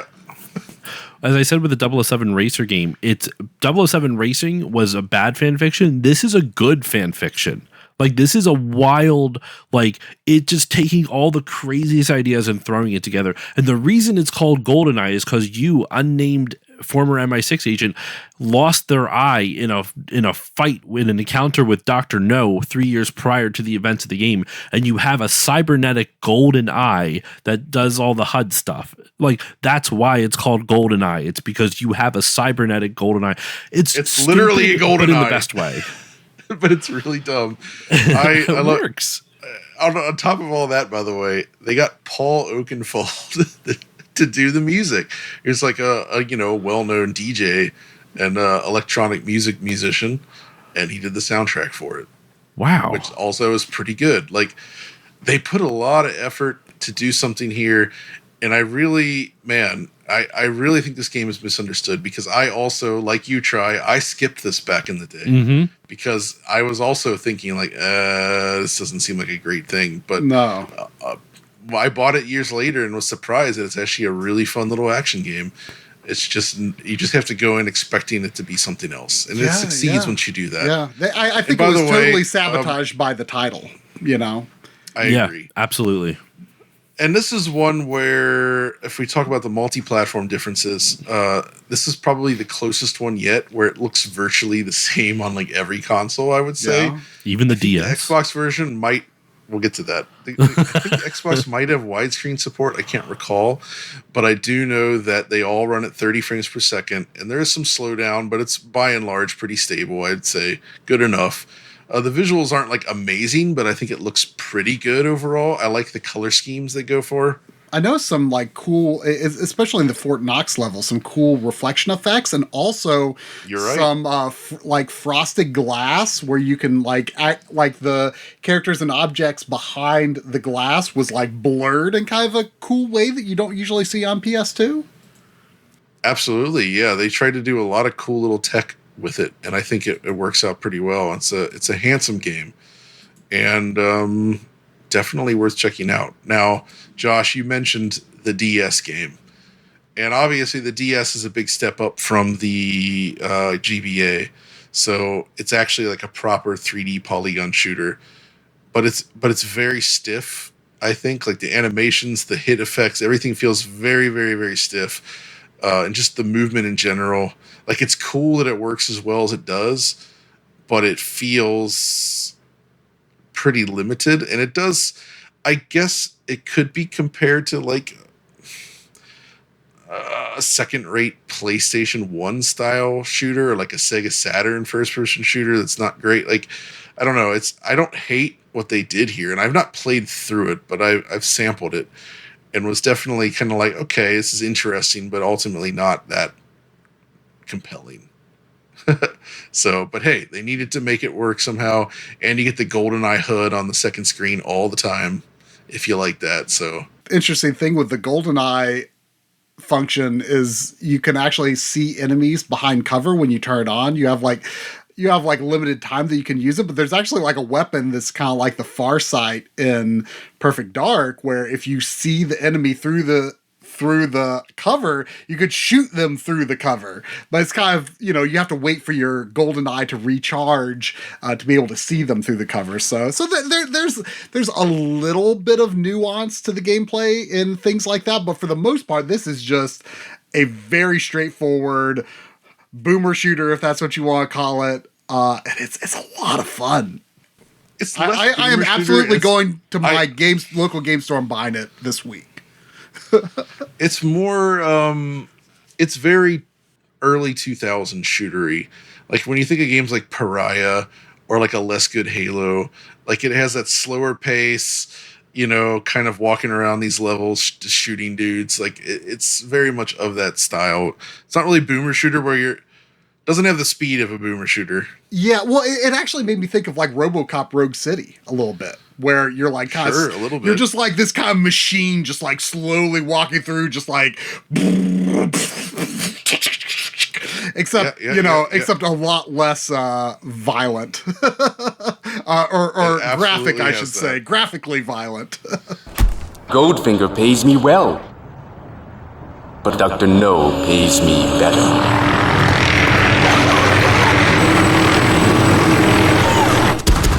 There's one more big PS2 era EA based or EA developed Bond game we got to talk about. And it is, I like to say, this is the sequel to Everything or Nothing. But it's actually based on a movie. A Sean Connery movie, no less. It's From Russia with Love. They decided to adapt this into a video game, which I would say is a pretty tall order. It's a wild choice. It's a what 40 the movie came out in 1963. The game came out in 2006?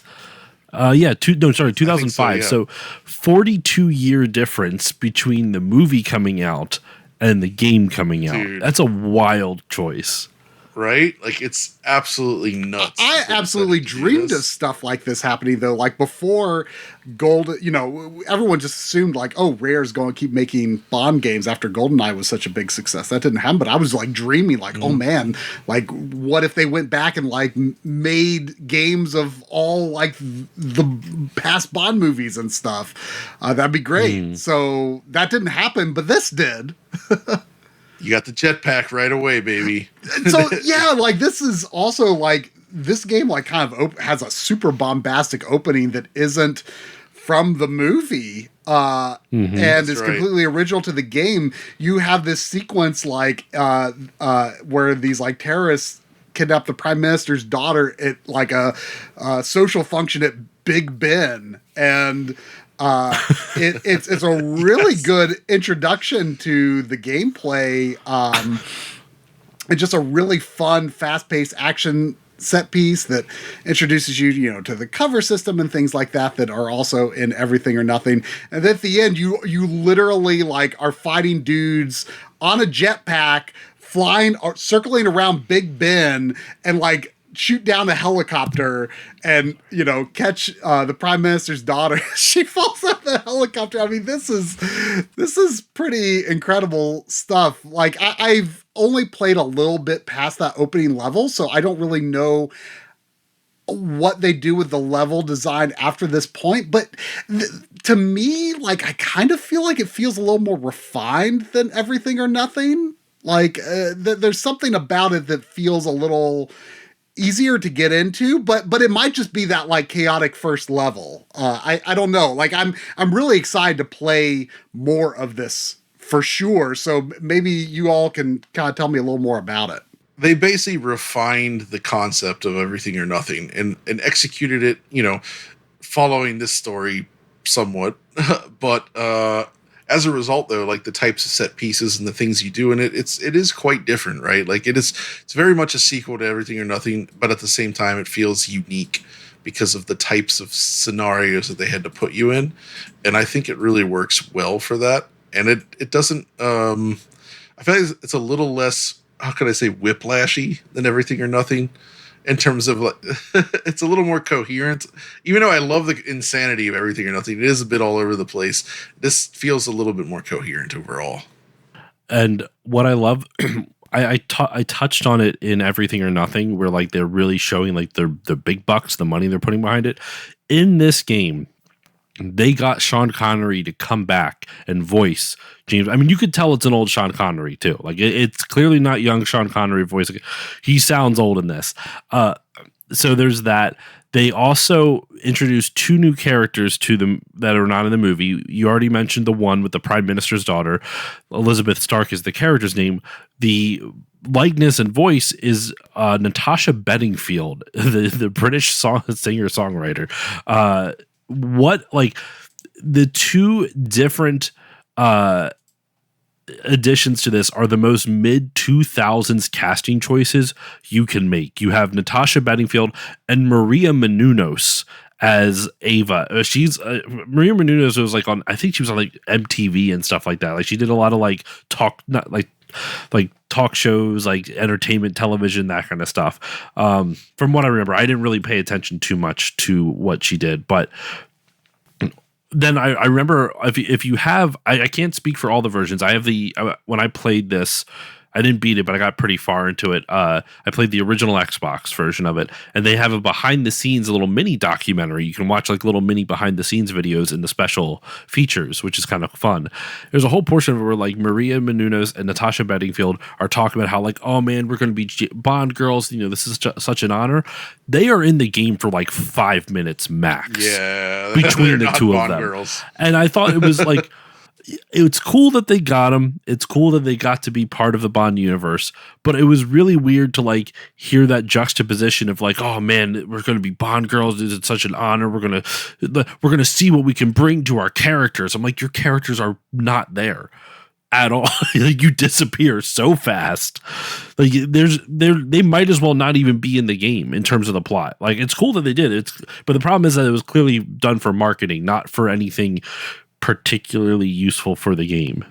As a story guy here, how do you feel this actually tells the story of the film? Aside from the changes, obviously, do you feel like they've done a good job at adapting this to an interactive game at the time? I think in general, it's hard to adapt a movie story to a gameplay story.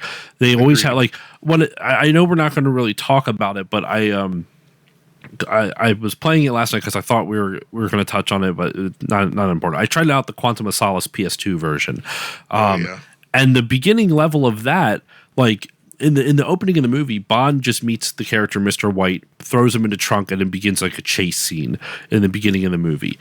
In the game, there's a whole section where he gets away a little bit, and they use that as a tutorial for then Bond to capture him again and then throw him into the trunk. And you don't even get to play the chase scene. The chase scene is done in the cold open for the game, and then they go through then you're chasing after the bad guy under the streets of wherever it is. And it's just I don't know. I don't really have much to compare it to. It's fine for what it is. I think they did pretty well, all things considered, from what I remember, because I remember if you saw the original From Russia with Love movie, there is Bond, the henchman that Bond has to go up against in that movie. It's Red Grant, played by Robert Shaw, of Jaws fame, but it was pre-Jaws. Robert Shaw, and there's an opening in the movie where Robert Shaw's character Red Grant is going through a maze and he's hunting Bond, but Bond looks really weird in the maze. And you find out later it's a Soviet training exercise, and the guy that Red Grant kills, who looks like Bond, is just some random dude wearing like a Bond mask type of thing. And so you get to play that. You get to be Bond in like that training sequence of Red Grant hunting you in this, which is kind of interesting from that perspective. It's been a minute since I played it though, so I don't quite remember how exactly it ends, but it's still really cool. So yeah, I think they did a pretty good job of adapting it for what they want to do, other than the fact that they added 2 new characters that did not need to be in it at all, other than just to add marketing. But it still is really cool. Also, I want to shout out the soundtrack for this was composed by Christopher Leonards, which I know of only because I really enjoy his stuff. He did some of the Medal of Honor games. He did a Medal of Honor game, excuse me. He's been around the industry for quite some time, like composing everything. His most recent composing work, other than he did Madden 25, which is kind of weird. Wow. Okay. According to this, but he did Starhawk in 2012, if you remember that game. Wow, yeah, I remember that. And he worked on he composed some of the music for DLC for Mass Effect 2 and stuff like that. So like he's done some cool stuff. I just wanted to shout him out and he also did Quantum of Solace. He did Medal of Honor, Rising Sun, Pacific Assault, and European Assault. Yeah, just some cool stuff. But yeah, I just wanted to shout him out because I liked what I heard in his other stuff. Now, I imagine in terms of adaptation, they also can't mention Spectre in this one, which is, obviously kind of cool. It's called the Octopus, which is what they mentioned in the other one. It's Rogue Agent. Octopus base. Yeah. Yes, so indeed. menacing. So one thing I do like about this, though, is I feel like they really captured, like on the visual perspective, they captured the color scheme of the movie really well, right? Because it has a more like muted palette. It's very of the era, right? A lot of like browns and like tans and that sort of like muted scenery, and that's very well communicated here, I think. And like all the areas feel pretty authentic to the time period they're trying to tell the story of. There's a reason for that. There's a reason for that, actually. They used he had passed away before the making of the game, but they used they designed a lot of levels based off of Ken Adams' production design. Ken Adam was the man who did production design for most of the Connerys and into some of the Roger Moore era stuff. So that's why everything kind of has like washed out sepia tones and stuff like that. That's at least awesome. Yeah, and Ken Adam is a phenomenal production designer. Specifically, look at like his set for like Fort Knox and Goldfinger. It's stunning. Like it's really cool how he designs what he designs. It's cool. So I'm happy they used his stuff in this.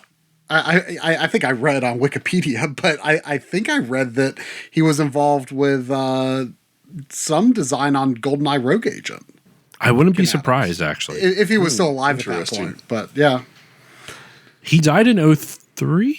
He died in 2016. He was still alive when this all came out. Okay. So that's really cool then. So I'm glad I picked up on that because that kind of checks out then. And that might explain why, looking across all the games we talked about today, I feel like this might be the most visually coherent, where it just has this kind of like unified style where all the lighting choices, the color choices, everything feels really consistent across the board. And that wasn't always the case with the other games. And I really think it's a beautiful game that's well animated. The effects work. Like it's really the evolution of all the stuff that they've been building for these years, and like a really fine way to cap off EA's Bond legacy, I would say. Now, as for where to play it beyond emulation, at the time it was available for those main consoles, right? And I think you actually messed with this as well, because there was always this contingent of people that say, oh, the GameCube version's the best version. And that has been the case with some of the earlier ones, but I think that comes from the fact that the frame rate is allowed to it's a free range frame rate. It runs free, or you could say it's a dynamic frame rate, right? Yeah. Well, so the first time I tried this game was on Xbox, and I was like, oh man, this seems really fun. I wonder if the frame rate is any better on PS2 or GameCube though. And this was during a stream where I was just like playing some random Xbox games that I'd never booted before. And someone in the stream, I believe, said that like, oh, the GameCube version runs at 60 frames per second, much more consistently. I'm like, oh, not true. Cause I did check the PS2 and GameCube versions last night. PS2 version, it tries to run at 60 frames per second. It tries. Most of the time it can't. So you've got this sensation of like, it feels like the camera's moving really quickly, and then it like feels like it's moving through molasses because it just It might be a double buffer situation. I think it's a feels like it's double buffer dropping sync. to 30. It feels like it's dropping from 60 Correct. to 30. So that's basically the thing. It's mostly a 30 FPS game where if you look in the wrong direction, it kind of jumps up to 60. Yeah. GameCube, though, I don't believe can go to 60. I think it's capped at 30. I think. That's how it feels to me. That was my impression. I wasn't running any frame rate tools or anything, but the GameCube version does feel more consistent because it doesn't have those jumps to 60. It does actually go above 30 on GameCube, but it is it's less like it doesn't swing as it doesn't have the it doesn't have as wild it doesn't have the wild up swings. and down. Yeah. And Xbox is just lower in general. I need to check it. I feel like that might have a 30 FPS cap engaged, or I don't know. Either way, it's I don't remember if it was PS2 going to 60 when I played the Xbox version, but I do remember it was very unstable. Right. So GameCube is a tighter range, for better or worse. Right. And I think that might be why people perceive it as the smoothest, because it is like it's less jarring overall, even if it isn't as consistent as it should be. And frankly, I never really understood why they felt the need to let the frame rate run free in this one, because they capped everything or nothing at 30. And that was like the right choice, I think. Like clearly, yeah, they couldn't hit 60, obviously. I guess the only benefit to that is if you play on emulation, you can actually play it at smooth 60. And in fact, somebody made like a whole texture pack for the PS2 version. So you get like all high-res assets and like high-res UI, and you can play it, at 60 FPS, like locked. And that's actually pretty awesome. That's probably the best way to play it. Or if you're a real masochist, you can play the PSP version. Oh, yes. I always forget that exists. Which, it is predictably stripped down, as you might expect. Areas are less visually complex. They kind of like pare back a lot of the geometry, and it's definitely more angular overall. It also weirdly has the unlocked frame rate thing going on, so you get the bouts of 60. I think if you play it on an overclocked PSP, it's quite a bit better overall. But it's basically like a visually simplified and sometimes level design simplified version of the game. And it's of all the handheld games, it's probably the one that comes closest to actually capturing what the game is. You know what I mean? Where it's like, okay, this at least looks like the game. It's just, kind of simplified. But rather than like completely remaking it in a different way as they had to do on other versions of it. Technically speaking, it's a bit rough around the edges. It looks amazing, I think, for the time. I mean, performance is rough around the edges, but performance. The rest of the game is pretty polished. Yeah. I think. I from what I saw in the GameCube version, like that kind of feels. I do think that feels like the best version personally, but. Just because those wide swings to 60 drive me nuts. Like I'd rather just, double buffer stuff could drive me crazy if it's too frequent or too wild of a swing.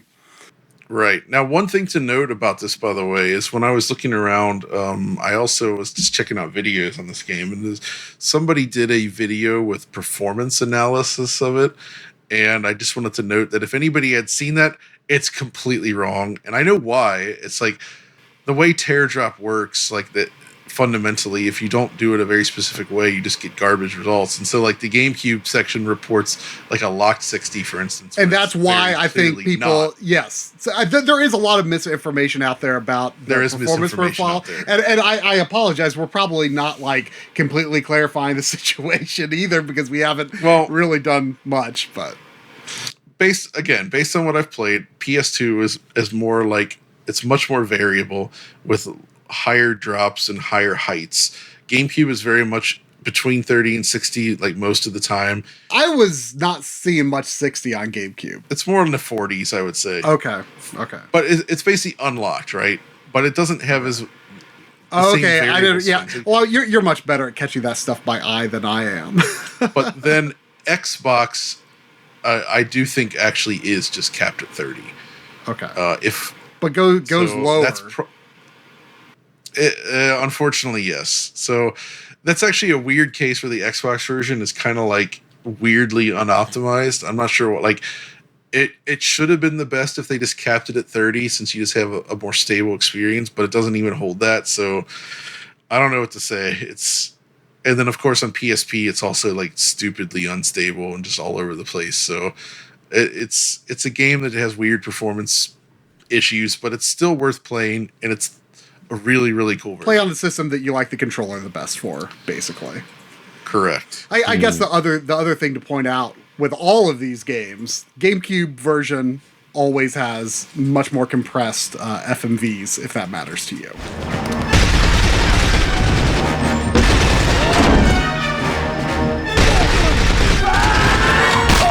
But after that, we kind of entered the new era of Bond, right? Like, this is when Daniel Craig came in, the absolutely amazing Casino Royale in 2006. Amazing movie. A brilliant movie. Really, really wonderful. And from there, like, the games changed, right? Electronic Arts stopped making them. This is when, we're not going to talk about it today, maybe in the future if you're interested, but this is basically the Activision era, right? And some of them are good. Like, I think James Bond Bloodstone from Bizarre Creations is super underrated and actually really good. I think Quantum of Solace, from on the other hand, is a piece of garbage on every platform. Okay. It's actually probably a little better on PS2. The HD version was especially bad. It's not good. But then we got, like, you know, the Goldeneye. It's like an action remake, if you will. That's pretty interesting. Yeah, I like that one. Yep. And then 007 Legends, which is not great. And it then there was should this have been long good period, like so long. So like that, I guess there wasn't really any Bond games that released since I moved to Europe in 2013, and 007 Legends was 2012. So like there has been no real proper James Bond games the entire time I've lived over here until this year with 007 First Light, which if you're listening to this, you've probably already seen videos on normal Digital Foundry about it, but I can actually spoil it here since it's like, you know, embargo's up, the game's out. I think it's amazing and possibly, if not the best, one of the absolute best Bond games ever made. Like an absolute masterpiece for me. I'm super happy with it. It fits into a place similar to something like Indiana Jones and the Great Circle, where it's a much more measured game. You're not always like, it's not always about action. There's some cool action set pieces that's very Naughty Dog reminiscent, Uncharted 4 like, though maybe not quite as impressive, but still quite good. But you're doing a lot more like just stuff. It's very Bond-like, and combined with Hitman, right? Like there's a lot of scenes where there's huge crowds, you know, it's like, all right, I have to get to this area. How do I get to this area? You're trying to figure out how to create distractions, you know, trail people, figure out where this person went, get to them somehow. And then like another scripted sequence might occur from there. And then it has this really nice flow to it. It's really lengthy. And also I mentioned to try, it's got this like super cool training montage where like early on when you're because you're playing before he's a 00, and you go to Malta to train, and they want to show the passage of time, right?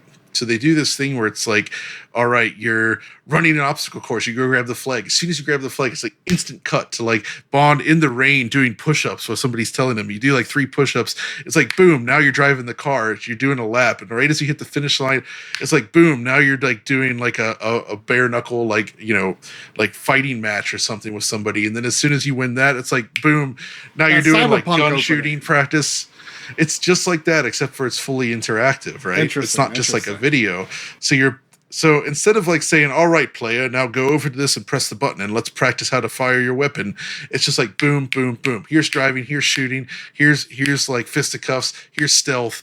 Like it's like all super in a row across like a certain period of time. That sounds a lot slicker than what they did with the PS2 version of Quantum of Solace, which I tried last night, and it's got like the most tutorial I've ever seen in my life. Oh yeah. Like it is very clear about what you need to do at all times to get through this level. It's an interesting game. They take a long time to let you do it. this is coming out at a time after, games like Gears of War exist. I mean, the thing that is interesting about Quantum of Solace for PS2 is that, it's a totally different game than the one that's on HD consoles, kind of a throwback. I was saying earlier on, this is the beginning of multi-platform where the versions across consoles are broadly the same thing. This is a throwback to where they're totally different. And I guess they just thought like, oh, well, maybe not enough people have HD consoles yet. We need a PS2 version, but this same game design's not going to work on PS2, or the studio doesn't have time. Eurocom make a third-person shooter, not at all the same kind of third-person shooter that Everything or Nothing or From Russia with Love is. Plays very different. You kind of see a blending of some of the ideas of how third-person cover shooters were starting to evolve in this, but they do things in some rather strange ways where you like toggle the like what would normally be like your left trigger or L1 like aiming thing is like a toggle on R3 now, and like it feels really like it feels like they had some interesting ideas for some like fleshed out systems, I think, but it comes together in a way that's a bit odd and clunky. And there's a weird rough look to the game. Like I don't know if this makes sense at all, but like, there's like, it's really heavy on like bloom and stuff. And like, there's almost like, this probably sounds totally off base, but like it almost had like a rough Dreamcast like look to it at some points. Like it felt like, what if Dreamcast lasted this long and they were like porting games to Dreamcast? Like this is what like a Dreamcast port would look like at this point in its life. Like, I don't know. Like there's a weird roughness to the game. Obviously had a lower budget, I would say.